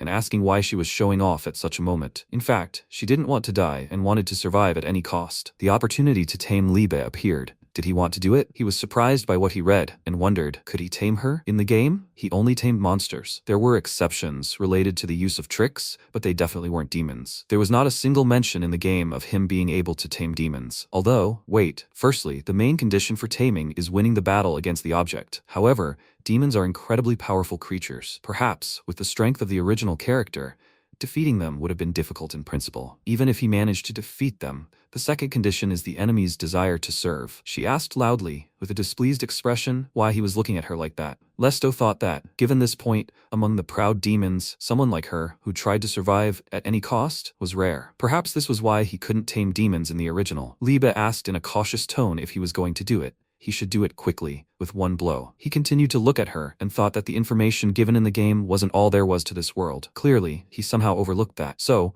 should he really tame her or not? The potential of her transition magic is truly enormous. Although it has its drawbacks, for example, her power of transformation is less effective against higher-ranked opponents. The flexibility of its use is amazing. After Garel and Noir, now she too. He thinks this is too much of a bias towards magical abilities. However, if you consider the characteristics of the monsters he plans to tame in the future, then perhaps it will actually balance the team. In that case, the only problem is her intentions. He's not going to keep someone who might betray him by his side. He called her and said he had a proposal for her. Depending on her answer, he might spare her life. She turned away and asked what he was suddenly talking about. Did he really think she'd accept an offer from an enemy? He was about to say something, but she turned to him and said with a smile that, however, since she was generous, she would listen to him so that he could tell. He became angered by her tone and said that he would ask directly then. Does she want to serve him? She looked at him and asked what he meant. The protagonist said that his taming works not only on monsters, but also on demons. If she wants, he can accept her into his ranks. Liba was surprised by what she heard and said that, indeed, if she thinks about it, it's not such a bad offer. But will he, the one in charge, be able to trust her? She could pretend to obey and then betray him. What did he think? He wondered if she really wouldn't agree now. He knew she desperately wanted to accept the offer and survive right now, and it seemed like the remnants of her pride weren't allowing her to simply nod. He asked what she was saying. Had she already forgotten why she lost? He had the power to see what was in her soul. Resisting was useless. She was surprised and, looking worried, said loudly that that definitely couldn't be true. If he could really read it, he should be able to tell her what she was thinking right now. He started reading out loud what was written in the system window anyway, and she screamed loudly and asked him to stop. He thought that he couldn't actually read her thoughts himself, but it would be enough to make her believe it. Besides, even if he couldn't read minds, a special bond was formed between him and the tamed creature. Just like when he asked Noir for help, they could exchange certain feelings and intentions. Also, by giving orders through this connection, he can partially limit the actions of the tamed one. It seemed to him that this ability was unnecessary in the presence of a trusting relationship, like with Garel and Noir. However, just think that it would come in handy in such a situation. If she decides to betray, he will sense it in an instant and take action. He said with a smile that, in general, that's all. She will not be able to lie to him, and if she tries to betray, he will immediately get rid of her. Does she still want to accept his offer? Liba loudly said that she understood everything. If she obeys, then obey. She agrees if he leaves her alive, she will do anything for him. MC approached her, put his hand on her head, called out, and said that from now on she must forget the past and serve him. She agreed. At that moment they were engulfed in powerful energy, and the system announced that the taming was successfully completed. Part of the tamed creature's power is transferred to him. He mastered the transition magic technique, and for his third successful taming, he mastered mimicry. Mimicry, by consuming magic, can partially change the appearance of the tamed creature and the tamer themselves. She said with a joyful smile that it worked out great. He not only gained transition magic, but also mimicry. He thought that besides the tamer himself, that is, him, can also use this magic. You can partially change the color of hair, eyes, and facial features, but you can't imitate those who are too different from the original. It seems there are many applications for this. She grabbed her head and said that to think that everything would turn out like this. It seems she still can't get used to the situation, but with time she will. To be honest, he himself hasn't fully realized it all, but that's not important now. He called Garel and Noir and said that they really helped him out today. He was able to win only thanks to them, and he was grateful for that. The dragon flew away. He said goodbye to it and said that they were returning to the estate then. He called her loudly, and Libe screamed loudly in surprise and said that there was no need to pull her by the horns. They walked through the forest, and she, looking tired and dissatisfied, quietly said that she did not sign up for this. He looked at her and thought that he had succeeded in taming her, but the problem was how to keep her with him now. Although he could give her certain orders and restrain her through the connection, if she was not nearby, he would be somehow uneasy. Betrayal, mistakes, and all that. He looked up with a thoughtful look and said that the easiest option was to place her in a spatial storage, like Garel. She was indignant about this and loudly asked why on earth she should live in some doghouse. He barked at her discontentedly, which scared her, and asked what was wrong with him. Lesto turned to her and asked if she should spend the night in the forest then. She said loudly, with a disgruntled expression, that the inn in town would be better. He was surprised. How selfish she is. Jokes aside, if the spatial dwelling wasn't suitable, then she'd have to live in the estate. But how could he convince his father of this? She did say she intervened when he was about to hire assassins, right? Liba agreed and said that indeed, she used transition magic. He thought that the true value of transition magic lay not only in combat, but also in its flexibility, which allowed it to be effective in any situation. For example, there's a technique called wave attunement, which allows you to synchronize your magic with your opponent. With this, you can influence their thoughts to some extent and even subjugate them without triggering instinctive rejection. In the case of the ogre, it would be possible to stimulate its fighting instincts and lure it beyond its territory. In Gado's case, offer him something that suits his goal of hiring assassins, so he'll accept it without resistance. Alternatively, as during the monster attack on the city, you can dissolve the monster's magic into the surrounding environment to conceal their presence. Still, he knew he was wary of him, but to think he'd gone so far as to hire assassins. Now he understood why the original character's personality had become so distorted. He said with a serious expression that, since they were resorting to such methods, he would have to respond accordingly. After that, they returned to the estate, and the first thing he did was report to Gado that no anomalies had been detected in the deep forest. He with a displeased expression, ordered her to stay so he could question her further. After that, Liba left his office and apologized. The protagonist stood in the hallway and asked how it went. She turned to him and said that everything had gone quite smoothly. She said that during today's investigation, he had been on guard and there had been no chance. For now, she would serve him not only as a bodyguard, but also as a servant in order to gain his trust. And then she would try to kill him as soon as the opportunity presented itself. Even though she used transition magic, as he suggested, he believed everything so easily that she was even a little disappointed. He was pleased with this and thought that this way she had an official excuse to stay in the estate. Sooner or later, Gato would start to suspect something, but then he just needed to come up with something else. A few days later, the maid loudly called the new girl and asked how many times she had to tell her so she would remember. Liba turned to her and asked, "The garden needs to be swept with a broom, right?" She loudly said that it was not that. She was telling her that if she didn't finish the laundry first, the clothes wouldn't dry. He looked at them with a small smile and thought that they were at it again. She was temporarily assigned as his maid, but it seemed she was also given other work in her free time. She looked away with a displeased look and loudly asked why she had to do such menial work. The maid looked at her and asked, "Did she just say something?" She tried to hide her anger, denying it, and he thought she was surprisingly absent-minded. The maid said that, in general, she had no manners at all when dealing with elders. He started to leave and said that he would probably go to training. He thought with a small smile that even though she had restrained herself on his orders not to touch her, it seemed like she had accumulated a lot of stress. She was, after all, a former general of the Demon King's army. He walked on and asked if maybe she needed to let off some steam. Someone called him. He looked in the direction of the voice and called out to Rain, who was standing nearby. He thought it was his younger sister. She was a year younger than him, and they had the same mother, his father's late second wife. Moreover, she was a minor character in the game. To think that she would talk to him herself. The thing is, before his reincarnation, these two characters, although they were brother and sister, were not so close. It would be more accurate to say that in response to her attempts to get closer, his character tried to keep his distance. Even after he became this character, because of the old custom of the Albion family, according to which only those who have undergone the ritual of divine revelation gather at the table, they began to eat at different times, and the number of their meetings decreased sharply. He sighed, called her and asked if something happened. She was confused because of this and said that lately she had been hearing rumors about him everywhere, about how he defeated Mr. Edward and Sidward in a duel, that he became friends with Princess Charlotte and defeated the monsters that appeared in the city. She also wants to become like him. Could he teach her what she should do for this? He was surprised by this and asked why she wanted to become like him. She became even more confused by this and said that she simply thought he was amazing, a brother who never gave up and tried his best under any circumstances. That's why she wanted to be like him too, and apologized for speaking so incoherently. He said with a friendly smile that everything was fine. He understood everything. He thought that, like him, Rain's position in the family had always been unenviable. Gila, calling their mother, second wife, concubine, and a family that echoed her. Perhaps because she grew up in such an environment, she became withdrawn and pessimistic about her future. And now, her brother, who found himself in the same situation, received a useless skill, Taming, during the divine revelation ritual. Normally, this should have worsened an already dire situation, but seeing how he continued to try and achieve results, she must have found a small sliver of hope. In that case, what she was looking for most likely wasn't a specific way to become stronger. She wants to know the reason why one cannot give up and keep trying, even in this hopeless situation. However, he cannot tell her either about being a reincarnated person or about the special nature of his taming. He took her by the shoulders and called her name loudly, and she was very surprised by this. He thought that there was only one way to regain her fighting spirit from the very beginning. There were simply no others. He said with a cheerful look that he was suggesting that she do strength training. A little later,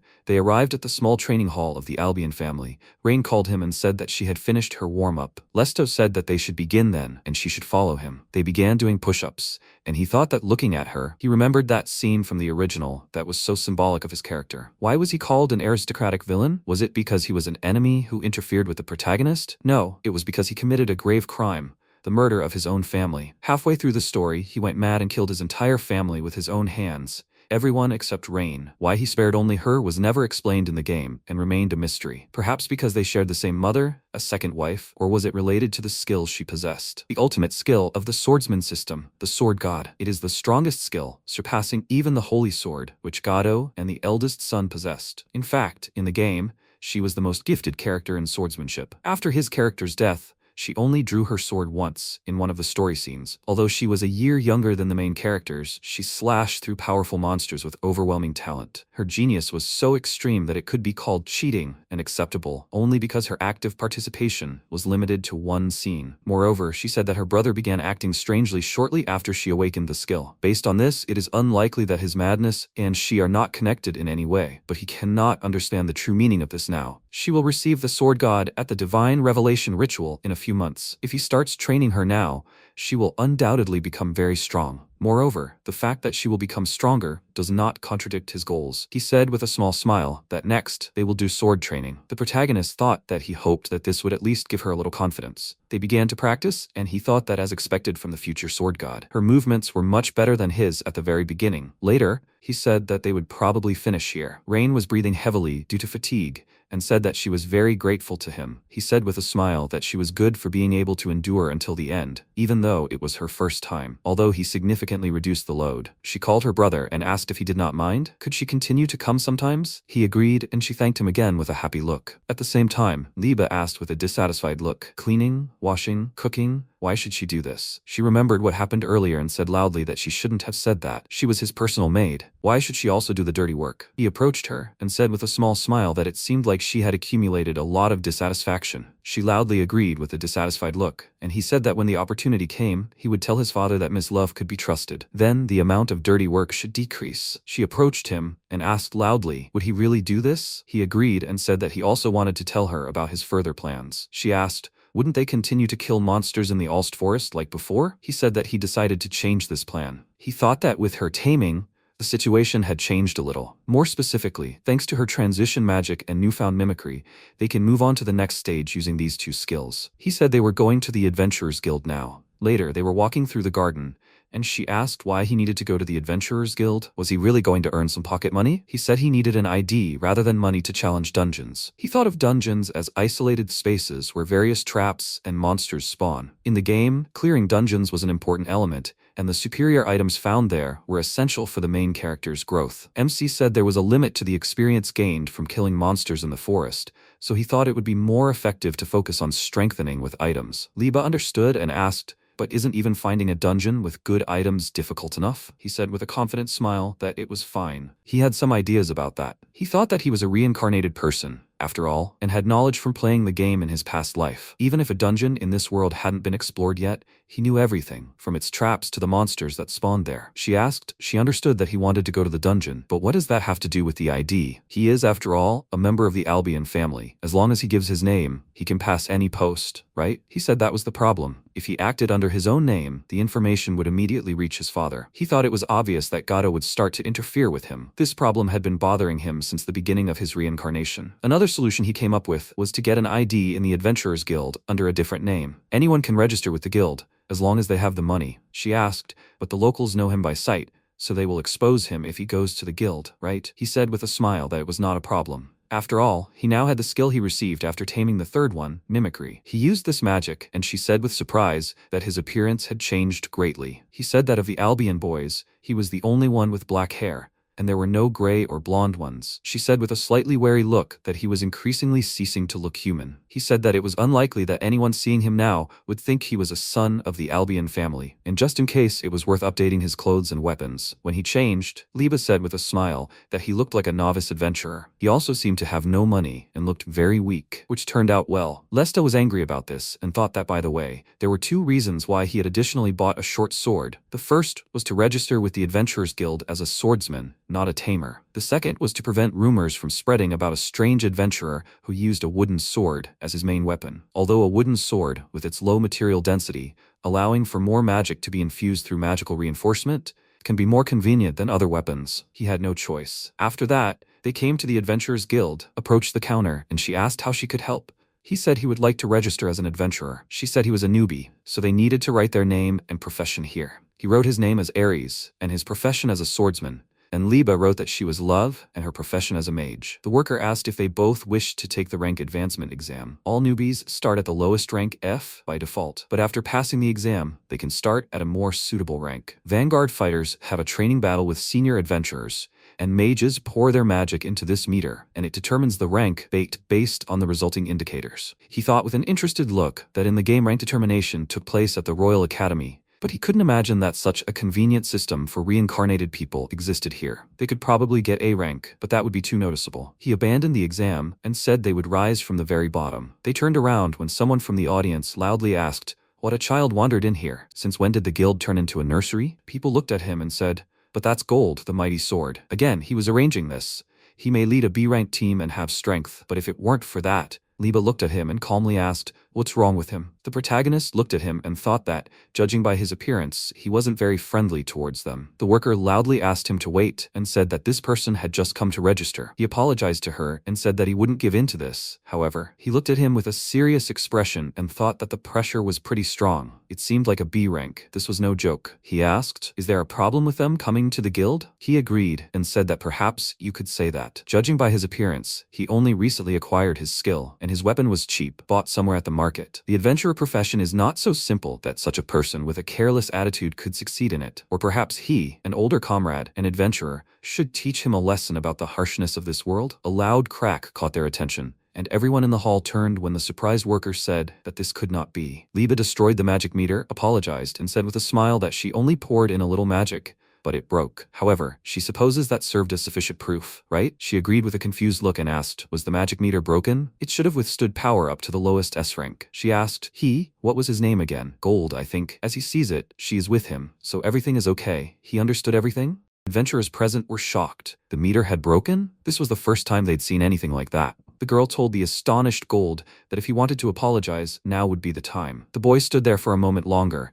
Then a smile appeared on his face and he exclaimed with delight, "That was simply super." She'd broken the magic meter? His allies stared at him in confusion, not expecting such a reaction. The receptionist irritably reprimanded him. How many times did I have to tell him that he should stop bothering the newbies? The boy was taken aback by her scream and said he simply wanted to help the newbie, who seemed inexperienced, so he spoke to him. The girl continued menacingly, saying that his method is the worst possible. His manner, speech, build, and face, everything is frightening, and that's why he's being misunderstood. Gold almost burst into tears, and Anna exclaimed, "This is too much." The adventurers laughed and said, "No, it's true. Let her add something else." Love remarked in bewilderment, "So what does that mean?" The protagonist suggested, perhaps Gold really wanted to help them when he spoke to them? She asked in surprise, "Is that what he means?" He seemed to say yes to him, and yet, he was surprised to think she was protecting him, and she even used transition magic to do it. The girl exclaimed in confusion, "Did he notice?" MC said, "Noticed, but later. Her magic is strong, but in terms of sheer power, it doesn't quite reach the meter's limit," the receptionist mentioned. "Therefore, it's logical to assume she used the power to destroy transitional magic." Liba said it couldn't be helped.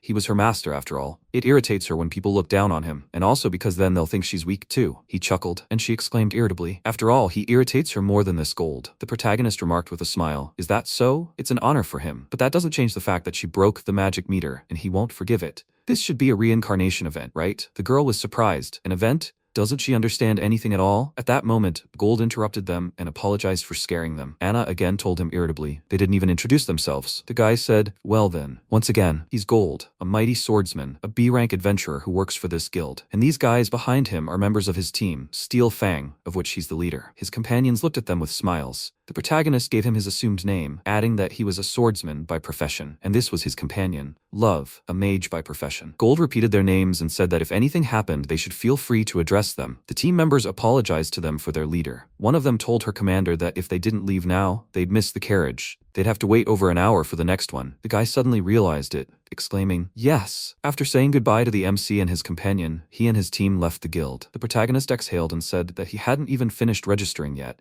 and he already felt like he'd completed an entire dungeon. Liba said, unfortunately, she agreed with him. The receptionist laughed and said she asked them not to take it personally. He's not such a bad person. The protagonist said so. It seemed so. After that, they began registering as adventurers again. However, thinking about the future, the MC still wanted to avoid unnecessary attention. So, they insisted that what had happened was just an accident, specifically a broken meter, and asked to be registered at rank F. Anna, the receptionist, seemed a little hesitant, but said that since they wanted it, they couldn't force them. So she said, and after waiting in the guild for about 30 minutes, they were registered. The protagonist approached the request board, interested in a free quest to explore a new dungeon. The client was the Adventurers Guild. The recommended requirement was rank B or higher. He said, that's just what they need. Anna handed them adventurer cards with their names and F ranks written on them. Leaving the guild, the protagonist said they'd successfully completed the registration process and could now get down to business. Liebe remarked that he'd been studying everything diligently. Had there been any results? He replied, yes, thanks to that. He decided which dungeon they'd head to first. Looking at the application, she noticed it looked like it was somewhere nearby. So she took it. They were leaving to complete it right now. MC confirmed that was the case. First, they'd take a carriage ride to the nearest inn, and from there, they'd walk. The allies hired a driver and set off. The carriage was noisy. Other adventurers were also in it, loudly talking and laughing. After a while, the companions arrived. They were simply amazed by the structure they saw. It was a rank A dungeon, the Temple of Deception. He thought it was the kind of dungeon that was impossible to complete in the game. They said it took at least 10 attempts to fully complete. The so-called crappy 10 death mechanic. This dungeon was teeming with numerous devious traps,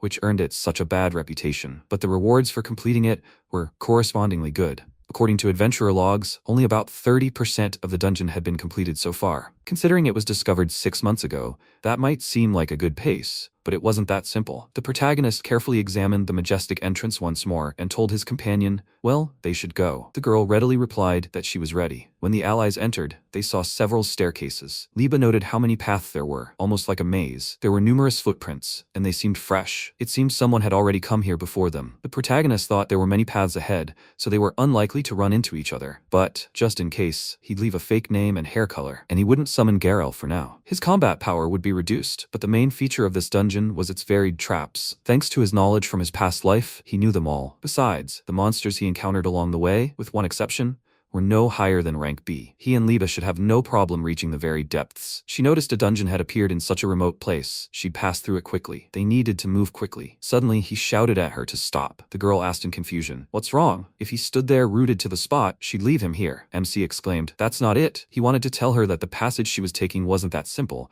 but it was too late. An explosion echoed through the passage. The protagonist said regretfully, he thought so. About half of these passages are traps. However, most of them are simply dead ends and other indirect traps.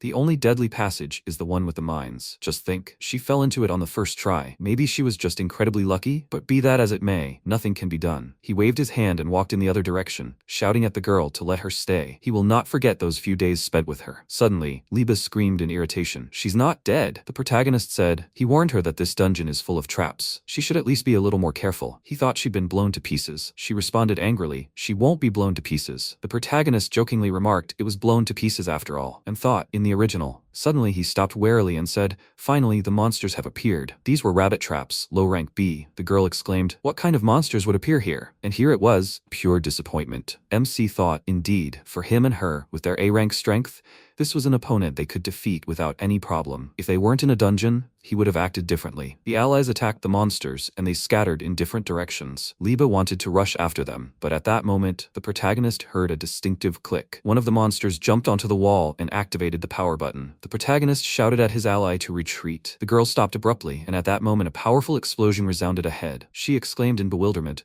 what is that? MC replied, it's the same trap as the mines, a dungeon mechanic. Some monsters in this dungeon use traps of their own free will. Liebe said, confused, I see. So that's it. At that moment, the rabbit-shaped monsters stood nearby, chuckling at their allies. The protagonist looked at them and said that if they were to engage in a battle with pure strength, victory would be easy. But the most important thing when traversing a dungeon is to conserve strength and magic. He asked his ally to step forward and attract the enemy's attention. She indignantly asked, she's a support fighter, so why should she do that? The protagonist urged her to hurry. The girl grumbled that she understood and stepped forward, drawing the monster's attention to herself. Meanwhile, MC, waiting for the monsters to rush forward, pressed another button on the wall, and arrows flew out, destroying the enemies. Liebe, having managed to dodge, screamed in surprise. That was dangerous. The protagonist responded by gesturing behind her and telling her to look. There's still one left. The monster lunged at her, but Liebe managed to cast transition magic and destroy the enemy. A vial fell from the rabbit, which she picked up and dismissively remarked, just one low-level potion, not much. He thought about how, in Symphony of Swords and Magic, dungeons were also called isolated spaces with their own special laws. And here was a prime example. Monsters in dungeons are created by the dungeon's own magic, and strictly speaking, are not living beings. Therefore, after defeat, they disappear, turning into a miasma of magic, and objects appear out of nowhere. He knew this from the game, but when he saw it with his own eyes, it shocked him. Although, For Liba and everyone else living in this world, this was probably a common occurrence. Incidentally, regular exploration areas like the Alst Forest were called fields as opposed to dungeons. In the game, the two concepts were clearly distinguished. He said out loud, "Well, they need to continue their exploration. They're only here for a day. Time is short, so they need to hurry." Liba replied that she understood. And then, after taking a few steps, she found herself in trouble again. The protagonist sighed, thinking that even though he was tired of being amazed at how she managed to fall into every trap, they had finally reached the halfway point. Up until this point, she'd been hitting practically every trap with perfect accuracy, as if on purpose. And yet, the fact that she was almost unharmed was impressive. After all, she was a general in the Demon King's army. Libe walked behind him, grumbling irritably. Why does it always have to be her? He told her that from now on, everything is serious, she exclaimed angrily. She wasn't joking from the start, and anyway, he's the one making jokes here. Why did he suddenly take 2 steps forward, 3 back, 2 to the right, and then run as fast as he could? MC replied, because that's the way to get through this corridor. The girl shook her head from side to side and muttered, what nonsense. He thought he had memories from the game, so he did it without hesitation. But from an outside perspective, it certainly looked more than a little strange. The protagonist remarked, well, from now on, she should just follow his lead. Liba replied that she didn't mind, but was that too cautious for him? He said that after the halfway point, you can't relax. The corridors become more confusing and the traps much more dangerous. He knew this dungeon had appeared in the game more than a year earlier, but even then, it had only been half completed. This meant that this was where the real Temple of Deception began. He added, and most importantly, if you choose the wrong path further, there's a chance of encountering a random boss. Unlike regular bosses, this is a powerful monster that appears randomly in the dungeon. Here, in the Temple of Deception, he can appear if they've completed more than 50% of the journey and chosen the wrong route. Along the way, they managed to fight some bats. Liba, activating her advanced magic on the enemies, said that judging by their level, she didn't think this irregular boss would be all that strong. Could he really be so strong that even they couldn't handle him? The protagonist, fighting the enemies, replied that based on his physical characteristics, he wasn't higher than rank A, but he had one annoying quirk. Monsters' ranks are determined primarily by their physical abilities, but depending on their skills, traits, and favor, they can often display power beyond their rank. Given his quirk, they're currently at a significant disadvantage. Even if they decide to fight, they'll need a specific type of weapon that works against him to win. He thought about how in the game, dungeons with bosses with special abilities often contained weapons and items that aided in battle. Here, in the Temple of Deception, special weapons also dropped, but their spawn location was random. Furthermore, their spawn zone coincided with that of the irregular boss, so there was a risk of encountering him before they found the item. Right now, the risk of fighting him was too high, although the item he dropped was quite powerful, so he planned to return for it in the near future. But that wouldn't be anytime soon. MC said out loud that he wasn't planning on fighting him right now. If they encountered him, it would be trouble, so she should be extremely careful. Liba replied that she had already understood this. He shouldn't worry, everything would be fine. He asked, so, are they going any further? The girl said with an air of importance. She's going. The protagonist grabbed her by the collar of her suit and said irritably, he just told her not to go forward. She shrugged angrily. He thought she'd be okay. They proceeded correctly from there. She staying behind him, he periodically stopping her attempts to move forward. Before the next trap, he told her to follow his lead. In one of the rooms, they were attacked by skeletons, which they successfully dealt with, bypassing the traps. Finally, the allies found themselves before a large gate. The protagonist said it was the boss's room. Well, they could enter it now. Liba agreed. He carefully opened the door, and the allies stepped inside. In the depths of the room was the main monster, a cat-like creature with 3 large fluffy tails. The protagonist knew its name was Trident Tail, the boss of the Temple of Deception dungeon, and a low A-rank monster with 3 tails that could be used as spears. The allies looked at the room's closing doors. The protagonist thought that if they entered the boss's room, there would be no escape. Apparently, that was the mechanic. The boss made a threatening sound and aimed an attack at them, which they both narrowly dodged. His blow created a large hole where it hit the floor. Liba noted in surprise, that's quite destructive, MC said. He'll repeat. As he'd already said, this 3-tailed beast's weapon is its 3 spear-like tails. They're extremely fast, but at that speed, they can only move in a straight line. So if you pay attention, it's entirely possible to dodge. At that moment, the boss attacked them again, landing right in front of the protagonist. He gasped and jumped back. The protagonist shouted to Liba, when the spear-like tails hit, they have enough hardness and power to damage even a top A-rank opponent. However, the rest of his body isn't as durable. If you simply want to win, the best way is to dodge and attack his body. Liba said, I understand. So this is her way out. With her technique, she'd be able to slip past these attacks and attack him with confidence. MC remarked, so first they'll cut off all 3 of his tails, she wondered. What was he talking about? Why exactly that? That contradicts what he just explained. The protagonist explained that he'd come to this dungeon to obtain a single item, and the condition for it to drop from the three-tailed monster was to cut off all three of its tails. Of course, this would increase the difficulty of the battle, but he'd already prepared a countermeasure. He activated the spatial dwelling and called Garel out. When the familiar eagerly appeared next to its master, the protagonist explained that this was the boss room at the very depths of the dungeon. They wouldn't encounter any other adventurers here. So, now he could use Garel's power without hesitation. Well, now they were enough to counter 3 spears, and they would attack without hesitation. The 3 allies assumed a fighting stance, ready to attack. The boss charged, and the allies dodged his blow and rushed toward him. MC thought, if you pay attention, dodging direct attacks isn't that hard. The question is, when will he counterattack? The enemy quickly shifted his position and attacked them again. The protagonist noted that he'd changed his attack pattern then. Compared to his straight trajectory, his speed had dropped by more than half, and now was the perfect moment. He activated his weapon's armor, used a wind slash, and was just about to strike when the monster parried his attack. The protagonist was amazed. He'd absorbed the blow, combining durability capable of withstanding a rock piercing with agile movements. He's tough after all. The boss swung his tail spears again and attacked the allies. They again barely managed to dodge his strike. Liba asked MC what he was going to do next. Even if the destructive power was lower than that of a thrust, dodging it would be a hassle too. He thought they wouldn't be able to cut off the spear tails like that. In that case, maybe it would be better to do something else. He said out loud, no problem. He had a plan. Let the 2 of them continue to dodge. He would choose the right moment and attack him. Suddenly, he doubled over, as if falling, cursing as he did so. Liba stared at him in surprise. The boss let out a gleeful sound and aimed a blow from one of his tails at him. The protagonist straightened up as if nothing had happened and told his opponent to forgive him. It was a feint. He thought that if he opened up, he'd return to a straight trajectory. The boss realized his mistake and began attacking him more vigorously. But his direct attack went tangentially and hit the wall. The protagonist thought, unlike last time when he dug his tail in deep and tensed up, he couldn't mitigate the blow in this state. He applied his armor to his weapon and imbued it with magical power, continuing his train of thought. Besides, crushing damage should work better on the enemy than slashing. That finishing blow he'd given Liba would compress him even more. He summoned the hurricane sword, the forge, to his armor and decisively struck one tail. The enemy roared in bewilderment. He clearly hadn't expected such a move. He angrily began attacking with his remaining 2 tails. At that moment, Liba exclaimed, "How can you take your eyes off her?" She activated her magical power and released her magical forged chains, which bound the monster's remaining 2 tails. She then asked the MC, "So that's the plan, right?" He replied, "It's just perfect." Garel prepared to attack. The protagonist reactivated his attire, summoned the hurricane sword again, and forged the attire and wind slash multiplied by 2 for Garel, and they simultaneously severed the boss's remaining 2 tails. The enemy roared in confusion and irritation. Liba laughed and said, "Serves him right." All that was left was to torment this weaponless beast. The protagonist shouted at her not to relax. The fight wasn't over yet. No, rather, it was just beginning. The girl looked at him in confusion, unsure what he was talking about. The boss stood menacingly before his enemies. MC thought that in its normal state, the 3-tailed beast spends a huge amount of magic on controlling and maintaining its tail copies. And now, deprived of them, it could use one skill for the first time. The protagonist shouted to his allies, "The enemy is coming." The monster activated its abilities, its beast-type skill, and beast charge. To withstand its powerful attack, the protagonist activated magical reinforcement and attempted to block its blow. He succeeded, but the powerful impact sent MC flying. He knew that beast charge could only be used by beast-type monsters. It was, so to speak, an enhanced version of body enhancement, a kamikaze style, completely focused on strength and speed. Although temporary,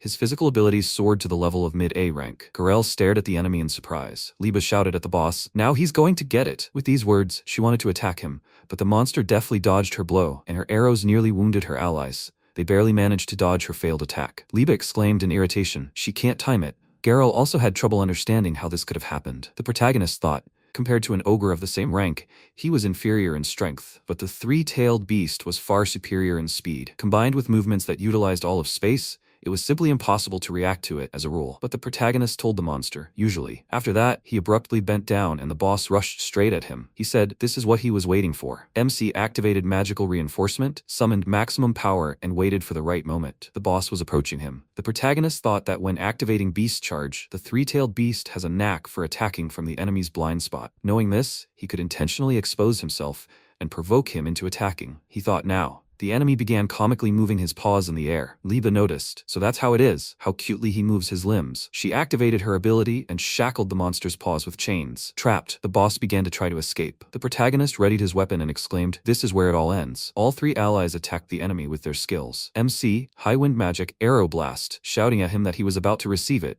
Liba, high fire magic, fire blast, wishing for the enemy to explode. Garel, cyclone blast. The combination of techniques and skills unleashed a powerful blow, and the boss was finished. The floor cracked from the force and extent of his fall. The protagonist exhaled and concluded the monster was defeated. Liba remarked with a smile, "Well, that was an easy victory." The protagonist patted the familiar and praised it. Garel was overjoyed by the attention. The mage asked him, "Doesn't he have anything to say to her?" He replied, "Yes, she worked hard." He thought the boss was defeated. Only one question remained. Will the item he needs drop? In the game, even bosses weren't guaranteed to drop items in repeatable dungeons, including the Temple of Deception. However, since reincarnating in Lesto, he'd continued his nightly training every day. Not only should his strength and magic have increased significantly, but so should his luck. Luck not only increases the success rate of probability-based skills, but also greatly influences item drop rates. In preparation for such situations, he prayed every day, and now he did the same. Liba, surprised, asked what he was doing there. He replied that he was praying to increase his drop luck at least a little bit one last time. The girl looked puzzled. She didn't quite understand. But if so, maybe she should help him too? The protagonist countered, "No, that's not necessary." He thought it would only decrease his luck, so she shouldn't do anything. She exclaimed indignantly, "What did he mean?" Suddenly, a soft stream of light appeared from above, and where it touched the floor, it glowed brightly. The protagonist said, "Wait, the most important thing is here." Everyone froze in anticipation. The monster's body began to dissipate, and in the place where its body had recently lain, a necklace with 3 magical claws appeared. MC exclaimed joyfully, "Excellent. This is a success." Liba watched in bewilderment. Garel also watched with interest. The system window informed the protagonist that the 3-tailed necklace was equipment exclusive to beast-type monsters. Strength, stamina, and speed were increased by 20%. He picked up the necklace and thought with a smile. It was an item with incredible stats, but in the game, beast-type monsters didn't become companions. Therefore, there were only 2 options for its use: sell it or ask a blacksmith in the capital to transform it into equipment for humans. But now, everything was different. He called Garel to him and, holding out his hands with the necklace, declared, "Put this on." At that very moment, to everyone's surprise, the ornament took the form of a collar, befitting a familiar. Garel let out a joyful sound of glee, and Liba chuckled and said, "I see." She'd been wondering what he'd been trying so desperately to obtain. It turned out to be monster equipment. The protagonist answered, "Yes, it is. For others, it might be useless, but for him, capable of taming monsters, there's no better item." Garel's physical abilities had now increased significantly. He knew that gaining experience and constant training weren't the only way to become stronger. Using items, drawing on the knowledge of the original, was also an effective way for him, a reincarnated being, to become the strongest. He exhaled deeply and declared, "Well, the goal is achieved. We can return." Liba said gloomily, "I'll have to go through those traps again." How depressing. MC assured her, no, the traps she'd fallen into were supposed to remain deactivated. Unless she had some incredibly bad luck, they should return without incident. Liba asked him hopefully, "Is that true?" He laughed and said, "Lucky. If the necklace hadn't dropped, she'd have to wait for the boss to respawn and try again." She noticed those traps would have reset too. Rushing forward, she shouted at him, "They need to get out of this cave quickly." At that moment, something clicked, and an explosion echoed from the spot where the girl had moved. The main character sighed and said, "Not exactly a reassuring outlook." Garel supported his master. Sometime later, after sending Garel back to the dimensional dwelling, 30 minutes after leaving the boss room, the protagonist told his companion they were almost halfway there. She noted sadly, more than halfway. Suddenly, something caught their attention. He asked what that sound was. Liba suggested someone fighting nearby. MC said he doubted it. He thought the Temple of Deception was only 30% complete before they left. It was unlikely that an adventurer capable of getting past the halfway point had appeared in such a short time. Even when this dungeon originally appeared, it had only been completed halfway. He added out loud that this was rare in dungeons, but maybe the monsters were dividing the area, or something like that. Before they were pulled in, they needed to get to the exit quickly. At that moment, someone's shrill scream rang out. The protagonist turned around in surprise and exclaimed, "Is that really a scream? Is there really someone fighting out there?" He frantically thought, if they just wanted to avoid danger, it would be best to retreat. But if something different was happening, he needed to see it with his own eyes. And most importantly, this was reality, not a game. Judging by the scream, someone was definitely in trouble. He exclaimed, "They'll think about it later. First, they'll go there." Liba noted, "Okay, she got it." The comrades rushed toward the source of the sound. When they arrived, they were confused to see Gold in cover. His body was covered in wounds, and one of his teammates lay lifeless next to him. The protagonist felt something in the air and wondered in confusion. Is that really what he thinks it is? Liba asked him in confusion. Is that pressure? Could that really be an irregular boss? He answered, "That's right. It's the irregular boss, the destruction golem of this dungeon, and he absolutely didn't want to face it right now." The other 2 members of Team Gold stood opposite the monster. MC thought, this is the monster that had driven countless players to despair in Symphony of Might and Magic. Its power, befitting a top-tier A rank, was certainly dangerous, but its skill was even more terrifying. Team Gold couldn't handle it. And how did Gold and the others even get past the middle and here? The destruction golem let out a chilling roar and lunged at the opponents. The boy, shielding himself with his shield, shouted at the monster, "He won't let it kill them." The protagonist shouted anxiously to the adventurer, "This is bad." Using a shield against such a formidable opponent was taboo. Let it dodge. The adventurer was momentarily at a loss as to what to do, but he followed the advice nonetheless, and using his shield to protect himself and his comrade, he attempted to dodge the golem's powerful blow. But the enemy's blow was too powerful, and the adventurers were thrown a considerable distance away. The adventurers crawled to Gold's shelter, and the boy apologized for screwing up. The leader told him to hang in there. The boy sank to the ground, exhausted. Gold, screaming, broke free from cover and rushed toward the enemy. The protagonist cursed twice and prepared to go to the adventurer's aid. Liba asked him in bewilderment what he was going to fight. He silently jumped out of cover, applied physical enhancement, activated his weapon's armor, and charged at the golem. The enemy froze in confusion for a second. MC exhaled and said he'd barely survived the first blow. Gold, surprised, called out to him by his assumed name and asked, "Is it really him? Why is he here?" The protagonist didn't have time to respond, because at that moment the golem began to move and charged at its allies. Liba exclaimed, "Well, what can you do?" After these words, she used her magical strike, the fire spear, and aimed it at the enemy. An explosion occurred, forcing the protagonist to dodge. He shouted at her, "No, it won't work." The smoke quickly dissipated, as did the girl's magic. The enemy was unharmed. Liba exclaimed in bewilderment, "The magic has disappeared? How is that possible?" MC shouted at her, "That's a special feature of the destruction golem. It has complete immunity to magical attacks and high resistance to physical ones, reducing damage by half." She asked in confusion, "How could that be possible?" He thought, it's hard to even damage the destruction golem. The fact that magic wasn't working meant that Liba, the queen of magic, and his most powerful techniques like the garb, the hurricane sword, and the wind-slashing garb were powerless against him. This alone demonstrated how hopeless the situation was, but he knew that against his true threat, even this was mere child's play. The golem seemed to go berserk, striking left and right. The protagonist barely managed to dodge its attacks. At one point, seeing a huge fist moving toward him, he cursed, thinking, "This is bad, he won't have time to dodge." The protagonist had no choice but to try unsuccessfully to block the blow, but it was futile. He had to make a supreme effort to dodge. He flew to the side and landed, thinking he had managed to jump back with levitation and reduce the damage. But then something incredible happened. His wooden sword shattered, and he regained his former form. Gold asked him, perplexed, what was wrong with his face. MC wondered, confused, if the blow he'd taken had knocked his disguise off. Mimicry works by coating the body with a layer of magic. That's probably why the enemy's complete magic immunity worked. A nasty ability. That's all there is to it, but compared to his main trump card, it's just a pittance. The real threat isn't his immunity. His innate skill, his unique ability, is weapon destruction. A mocking skill that has a small chance of breaking any weapon that touches his body. And the worst part is, it works both on attack and on defense. He muttered, honestly, this is nothing but bad mechanics. Players tried lugging around mountains of powerful weapons and trying to overwhelm this boss with lightning speed, but coupled with his high stats and damage resistance, more than a dozen blades were wasted by the time he won. The developers were inundated with complaints, but their response was brilliant. The game has save loading, let them save and try harder. In other words, it was a complete abdication of responsibility. Ultimately, players were forced to fight the golem of destruction over and over again, tears in their eyes. Until the number of broken weapons was reduced to 4 or 5, this became the norm. And to complete this fight without any losses at all, it took numerous attempts. Certainly more than a dozen. This is precisely why the Temple of Deception gained the infamous reputation of a 10-death trap, a nightmare for beginners. He cursed out loud, and even now, thinking about it, he seethed. What should he do? His short sword was already in pieces. Only one wooden one remained. Normally, he would have to run for it immediately, as they say. But this is an irregular boss. No matter how hopeless the enemy, the escape button doesn't work here. That's the reality. Dodging another enemy attack, he noticed one important detail. In the game, escaping after a boss encounter was impossible. But the door didn't slam shut like it had with the three-tailed beast. The passage to the dungeon exit was open. Retreat was entirely possible. He shouted to his ally to grab Gold and the others and escape with them. The girl replied that she understood and rushed to carry out his orders. The protagonist looked at the enemy and said, well, the real fun is just beginning. Let him come to him. He'll buy his friends some time. But suddenly the golem took off and ran.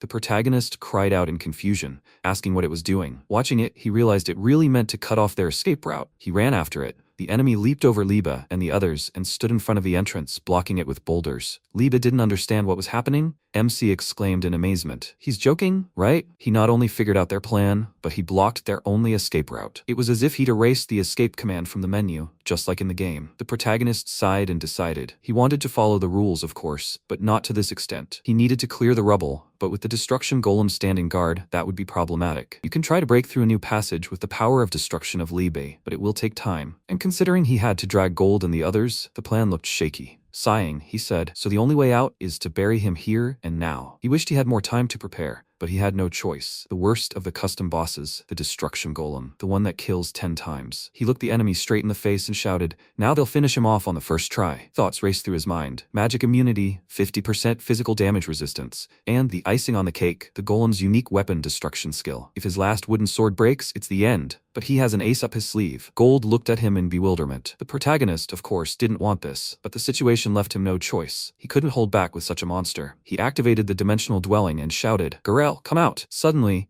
the familiar appeared from the dimensional hole, barked menacingly, and stood next to his master. Gold exclaimed in confusion. What? The golem looked at Garel, grinning in surprise. MC noted that, as he thought, everything was going according to plan. Its weapon destruction only targets what is equipped as a weapon. In this regard, the direwolf's claws and fangs are simply part of its body, and the skill system doesn't consider them weapons. And the three-tailed necklace on his familiar's neck isn't a weapon, but an accessory. So he gets a gear bonus, plus 20% to strength, stamina, and speed. Since magic is useless and he can't risk weapons, he'll employ a tactic impossible in the game, relying on a monster with insane physical stats. He shouted to his familiar, he's the key to victory in this battle. The direwolf barked eagerly, letting his master know it understood and was ready for battle. Garel began attacking his opponent, dodging his attacks. Gold remained perplexed. What's going on? Suddenly, a beast jumped out of nowhere and started a fight with this monster. The protagonist muttered, you can't ride Garel alone forever. So far, he's managing, but Garel's strength alone is only average A rank at most. Even with the necklace's buff, he couldn't defeat a top-tier A rank boss alone. He needed to join the fight immediately and help him. But if he lost his wooden sword, he'd have nothing to hit with. There was a way out, though. Right, he had it. The new skill he'd acquired after taming Liba. He applied his new transformation magic ability to his sword and joyfully exclaimed, excellent, they'll get through this. The sturdy sword transformed in his hands and shone with a bright light. The new skill allowed him to freely change the form of magic. An object created through complete transformation ceased to be mere magic and became a material weapon. Lunging, the protagonist attacked the golem. The enemy roared, indicating the weapon had hit him. MC thought, excellent. The damage was dealt just like from a real blade. At that moment, the golem struck, which MC dodged. A hole appeared in the floor from the enemy's attack. Suddenly, the protagonist realized his weapon was crumbling into tiny pieces. Taking advantage of his confusion, the monster tried to trample its enemy, but the protagonist managed to jump aside. He cursed silently and thought, with his skill level,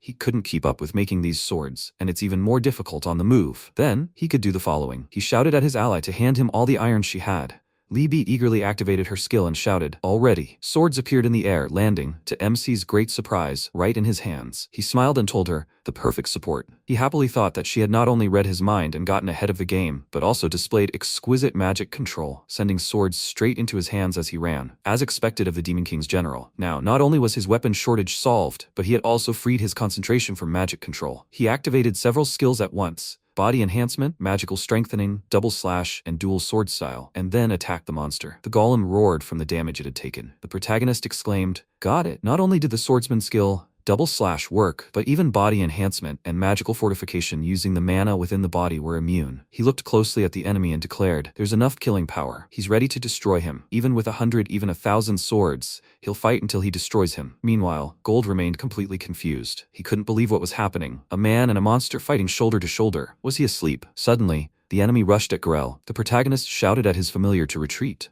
The direwolf leaped behind the golem and sank its fangs into its leg. The enemy, unprepared, let out a menacing roar, retaliated with a melee skill, and launched a furious storm strike, attacking the MC standing in front of him. The protagonist dodged, but was still caught. The golem began attacking him repeatedly, and the protagonist was hit again. He cursed and thought that when a person takes a blow like that, they realize the damage zone is wider than it seems. To escape unscathed, they need to keep their distance, taking the wind currents into account. Suddenly, Garel stood in front of the enemy and attacked so suddenly and powerfully that the monster was momentarily taken aback. Then he turned his attention to the direwolf, trying to damage it. Garel dexterously dodged all of its attacks. MC thought his familiar was doing well. With his speed, if he kept his distance, he wouldn't reach her. It would have been worse if he'd targeted Liba, but that was nothing to worry about. The Golem of Destruction, in order to utilize its weapon destruction skills and magic immunity, primarily attacks those with weapons, and mages are the lowest priority for it. There's only one exception in its scripts, but that will come later. Suddenly, something happened that stunned everyone present. All the small stones began to form into weapons. The protagonist exclaimed in surprise. Already? Liba exclaimed in confusion.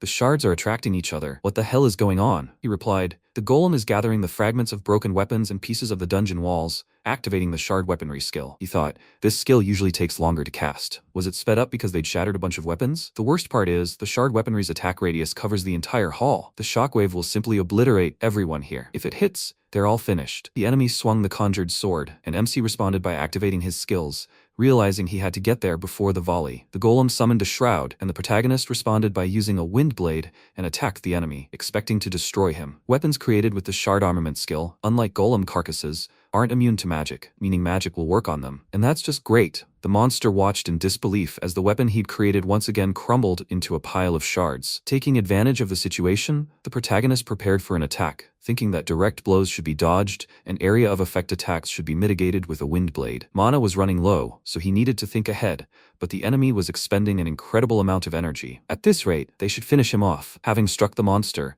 he was prepared for his weapon to crumble, so he shouted to Liba to ready the next sword. She, understanding him instantly, was only just managing to supply him with weapons. After a while, the enemy raised his hand for another blow, and the protagonist looked at Liba. She asked him, "Weapons?" Ready blades appeared in the air around her. Suddenly, the monster spun around and charged toward her. MC was perplexed, thinking, what? Had he switched from him to the mage? Why wasn't he acting according to plan? No, now was not the time for analysis. This was dire. If they lost Liba now, victory was over. The golem waved its hand, and all the weapons the girl had prepared shattered into tiny pieces. She exclaimed in confusion, what the hell? Had that entire mountain of swords been wasted? The protagonist activated his weapon creation skill again, deciding to put all his strength into one strike to the enemy's exposed back and then turn the attention to himself. He did just that, but the enemy sensed his approach, turned around, and struck him, pinning him to the wall. The blow was so powerful that MC felt his breath catch, and he coughed up blood. Gold called out his name in alarm. Liba asked him if he was alive. The protagonist fell to the floor and, cursing, thought it had flown straight at him. But now he understood the secret of the destruction golem's strange behavior. Until now, he had been fighting with the swords that Liba had given him. Roughly speaking, her weapon had become his weapon, and the destruction golem, programmed to attack armed opponents according to its mechanics, had switched to the one with the blade. And here's the proof. As soon as the swords disappeared around her and reappeared in his, it targeted him again. Of course, in the game, they had no allies with transfer magic, so the tactic of obtaining a weapon from a friend was impossible. They simply performed an action unscripted, and the enemy responded in the only way available to them, without disrupting their own algorithms. They had seen something similar recently. The way it blocks retreat is likely an adaptation of the impossible to escape from the boss game mechanic to the realities of this world. The situation, to put it mildly, is not very good, and yet there was a way out. Previously, he could spam blows, sparing no end to the breaking of blades, but now he needed to always have at least one intact sword in his hands. As long as he was considered armed, the monster wouldn't attack Liba. Even with a change in tactics, they would continue to deal consistent damage. But if the fight dragged on, they would have problems. Suddenly, the enemy seemed to freeze in place. A glowing spot appeared in his chest, from which jagged beams began to spread throughout the golem's body, encircling it. The monster began to shake and emit an eerie sound. Everyone stared at him in bewilderment. Garel, about to attack the enemy, stopped and growled. The protagonist said, "Finally, it's begun." Liba asked, confused, what was happening to him. His aura had changed dramatically. MC replied, it was a defensive form. It activates when HP drops below 10%. Now physical attacks are practically useless. She drawled in surprise. What is he saying? He explained that physical damage resistance was 90%. Now only a tenth of the damage was absorbed, and of course, magic immunity was still there. Confused, the girl clarified, both physical enhancement and magic aren't working? The protagonist, looking at the enemy, thought, if only that were all. But there's something even more terrifying. In Symphony of Might and Magic, many high-ranking monsters had the auto-generation skill. The Destruction Golem's auto-generation kicks in at 10% health and continues until it's weakened to 50%, so this mechanic has carried over as well. There are two ways to finish it off. The first is to wear it down until the enemy runs out of mana. Regeneration eats up a lot of magic, so he can only recover to 50% at least once. It's time-consuming, but it's a reliable plan. That was actually what he'd planned to do from the very beginning, but after clearing the dungeon, fighting the three-tailed and the golem's antics, Liba had overextended herself crafting swords. He wasn't sure her magic would be enough to last until the end. The second option was to deliver a crushing blow before regeneration negated all efforts. This was a standard tactic in the game, but now they didn't have the necessary weapon. If only they'd found that sword before the boss, everything would have been different. So what should they do? Risk it and try to finish it all in one blow, or prepare for a battle of attrition? He needed to think and decide quickly. Time was running out. At that moment, Gold cursed and shouted, all the damage they'd done with such effort is already healing. The protagonist looked at the boy in surprise, then at the golem, and noticed a wound on its shoulder. He thought in surprise that wound had been there before they arrived, but this is strange. Gold's group is only B rank. They couldn't penetrate the golem's defenses and leave such a dent. A sudden realization struck him. He realized it can't be. MC approached Gold and asked to borrow the two-handed sword he'd used to attack the monster. The boy didn't immediately understand what he wanted, but quickly realized it and eagerly tossed him his weapon. The protagonist took the weapon and admiringly declared, a crushing two-handed sword. He knew it. When this blade's skill is activated, it deals damage while completely ignoring enemy defense. It's a quest weapon, hidden in this dungeon specifically for killing the golem. Who knew Gold's team had already found it? With this sword, they could easily deliver the finishing blow. He wasn't used to two-handed swords, of course, but he had no choice. Grip the weapon tighter. Liba asked hopefully, does that mean they have a chance? He replied, yes. He only needed a moment. She and Garel had to hold off the monster. Let them give it their all, she grumbled enthusiastically. What a task he'd given them. Does he know he's an exploiter? Garel was the first to lunge at the enemy, sinking his fangs into the golem, but the monster pushed him back. At that moment, Liba activated her magical ability and entangled the enemy in chains, wrapping them as tightly as possible. The golem activated its weapon destruction skill and began breaking the chains. Gold cried out excitedly, they're breaking after all. Liba, continuing to cast more chains on the enemy, noted that there was apparently a small chance the weapons would shatter upon contact with his body. So they'll simply overwhelm him with numbers, huh? She increased her magical attack, doubling its power, and cast even more chains on the monster. MC, wasting no time, levitated upward, thinking that even though this was a special crushing two-handed sword, as long as there was a risk of weapon destruction, he should assume he only had one chance. Drawing level with the golem, he swung his sword, thinking he would put everything he had into this strike. Flying toward it for the strike, the protagonist exclaimed in bewilderment. What was he doing? This couldn't be happening. The golem tensed, roared, and began tearing apart its chains. The protagonist was surprised. With brute force alone, this was bad. At this rate, he would finally break free of his shackles. The opponent began transforming the crumbling chains into weapons. Using the fragment weaponry skill, a sword appeared in its hand. The monster looked MC straight in the face and swung for the strike. The protagonist cursed and muttered, whose strike will land first? 50-50 chance. Even calling for help, Liba could barely hold the chains, and Garel was too far away. First, he needed to destroy the weapons with the wind sword and regroup. Oh no, while they were fussing, the golem would fully recover with regeneration. He needed to finish it off here and now at any cost. He gripped the weapon's hilt tighter, and at that moment, something incredible happened. Garel approached the monster with lightning speed and attacked. The protagonist couldn't believe his eyes. Was that his familiar? He was so far away. How had he managed to cover such a distance in such a moment? Could this really be the three-tailed beast's beastly charge? He managed to replicate it himself at such a critical moment. The direwolf had diverted the golem's attention. MC said with a smile, his partner did a great job. Well, now it was his turn. He had already selected the necessary skill, the strongest two-handed sword technique in his arsenal. The activation conditions were sufficient strength, a swing of the two-handed sword from a high stance, and a powerful ground push. If the conditions are met, even the ceiling can become a fulcrum. Well, it's time to break out. He flew up behind his opponent, activated his greatsword skill, Skypeak crash, and slashed at the enemy with all his might, cleaving him in half. Everyone stared in amazement. The destruction golem crumbled into tiny pieces. MC exhaled, thinking, this is an improved version of the rock slide Edward used in the duel. The stat requirements are much higher, but the difference in power is like night and day. He closed his eyes and joyfully declared,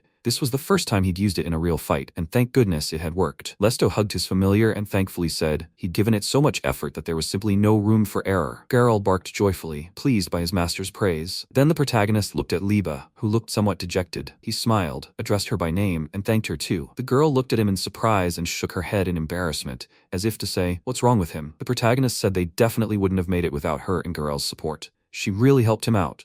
She was embarrassed, it was obvious, but she pulled herself together and, laughing, remarked that it finally dawned on him how useful she was. With her talent, it was only natural, wasn't it? The main thing was that he understood it, realized it. The MC immediately turned his attention to the familiar and asked him when he'd managed to learn Beast Charge. Garel barked joyfully, and Libe was indignant. Show gratitude. At that moment, Gold struggled to his feet and exclaimed in confusion, they managed to defeat him? Is that true? The protagonist approached the boy and told him with a smile that he'd saved them. Only thanks to his greatsword were they able to deliver the decisive blow. The group's leader countered, he should be the one thanking him. Thank him so much. Thank him. He and his comrades were saved. Gold bowed low to the protagonist, groaned in pain, clutched the back of his head, and remarked, and yet, they'd taken quite a beating. Who would have thought they'd encounter such a monster? MC asked how he and his team had gotten so far. According to the guild reports, they should have abandoned the race much earlier. The guy simply replied, well, halfway through, all the traps had already been disarmed. The one in front of them must have stepped into them. He suddenly laughed and continued, and yet, You'd have to be a complete idiot to get absolutely every trap in your face. Liba grimaced in irritation upon hearing this. The protagonist glanced at her, chuckled quietly, and thought, I see, so that's what it is. At that moment, what remained of the destruction golem began to dissipate, revealing 2 destroyer bracelets. The protagonist crouched in delight before them,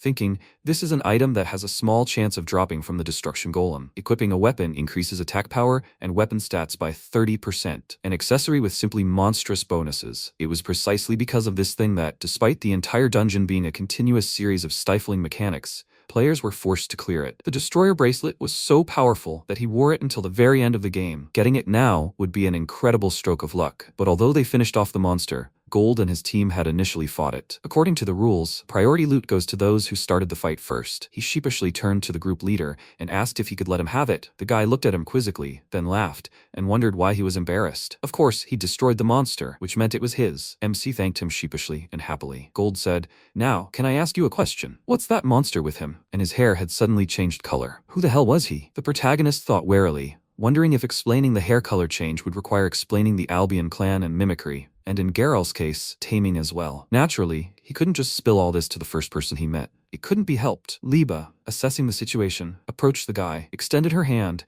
and said she was asking him to forgive her for a second. A few seconds later, Gold noticed in surprise what was happening. The girl had erased his memory with transitional magic. Gold doubled over and would have fallen if the protagonist hadn't supported him. Liba asked her master, will that do? He replied, yes. Okay, his origins, but the fact of his taming must not be revealed under any circumstances. She noted just one thing. She had already said that she could only manipulate memories of the most recent events, and only those things that were of no particular significance to a person. She looked at the group's leader and added, it seemed to have worked, but just in case, it was better to be prepared for anything. He replied that he understood her. Sometime later, while returning home, Gold came to his senses, looked around in confusion, and asked, where are they? The protagonist, who had already returned to his disguise, looked at him silently. Liba, too, remained silent. The boy asked him, why is he here? Wait, they had just fought a monster. Suddenly, he clutched his head. MC replied that he'd actually stumbled upon them by accident after they'd already lost consciousness in a boss fight. Defeating the monster was impossible, so he'd somehow managed to hoist the 4 of them onto his shoulders and escaped. Gold said in bewilderment, so that's it, he saved them. He didn't even know how to thank him, but how had he managed to drag them all 4 away? The protagonist thought, perhaps with wind magic. Out loud, he'd said, don't worry about it, they'd already thanked him. At that moment, the rest of the group began to come to their senses. They too were confused. What was going on, and where were they? The protagonist whispered to Liba, it seems everything's all right. She replied, yeah, right.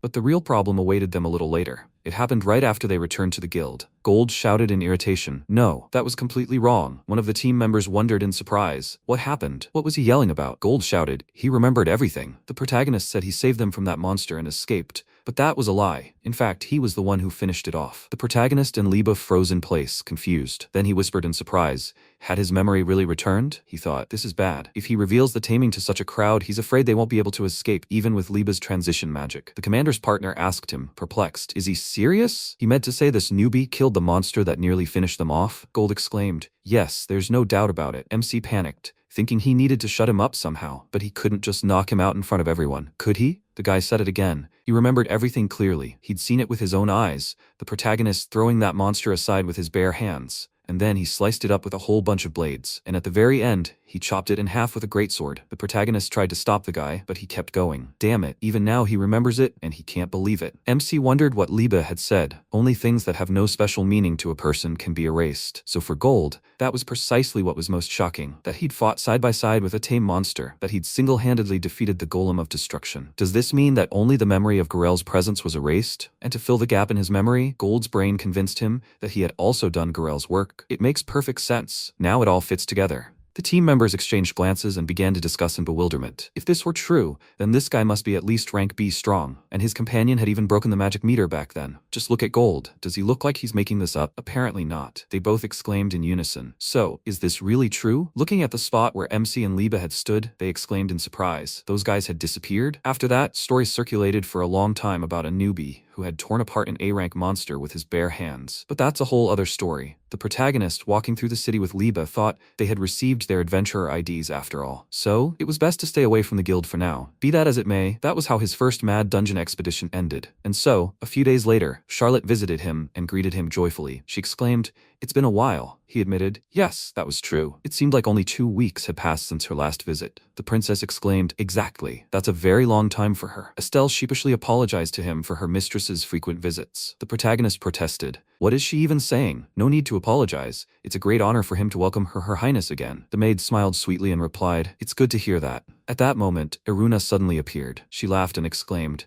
Charlotte had been nagging her. But who would have thought they would become such friends? He uttered his mentor's name in surprise. She continued, it hadn't been that long since their last meeting, but he, Lesto, had changed amazingly. Each of their meetings never ceases to amaze her. He responded sheepishly. Every such praise from her was worth a lot. He thought they hadn't seen each other for only a month, but could she really appreciate his skills without even crossing blades with him? She had simply amazing instincts. Although, of course, that wasn't all. But why had she and Charlotte come together this time? Their previous sword training was interrupted by a monster attack, and they had to urgently escape via a teleportation circle. This time, Charlotte had come to continue their training, adjusting her lessons to his day, and with her mentor at her side. Without her, as a bodyguard, the princess simply wouldn't have been allowed to leave the palace. He couldn't admit that he, and not Charlotte, was the real target of that monster attack. Incidentally, he had strictly forbidden Liba from appearing at the estate today. With some monstrous intuition, like Lady Aruna's, she would have instantly realized that Liba was a demon. The girl, hearing his orders, was overjoyed that she would finally have a day off. Out loud, he asked Aruna if he and the princess would go train. The mentor replied that she had the twins scheduled first, and for now, they were on their own. The protagonist said Charlotte, he'd be free in about 2 hours. Should I order tea? The girl replied that she didn't mind, but wasn't there a place here where she could swing a sword? He replied in surprise that there was actually a small training hall,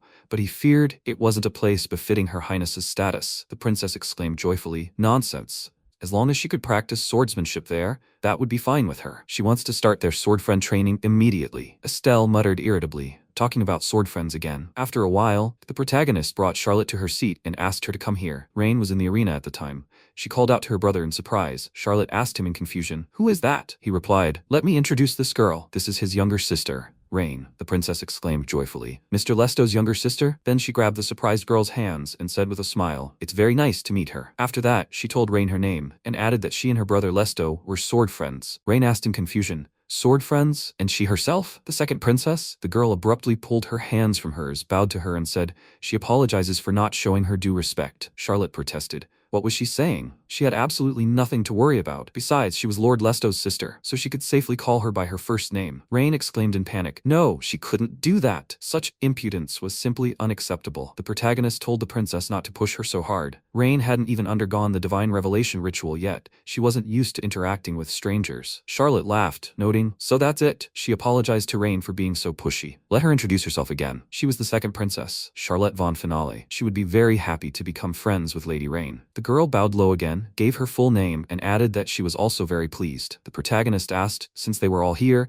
would Charlotte mind if Rain trained with them? The princess replied, with pleasure. She'd be delighted to cross blades with Lady Rain. MC's sister couldn't believe her luck. While Charlotte was warming up, the protagonist told his sister to excuse them for interrupting her workout so rudely. His sister protested, no big deal. Her heart was still pounding. Besides, she was a little shocked.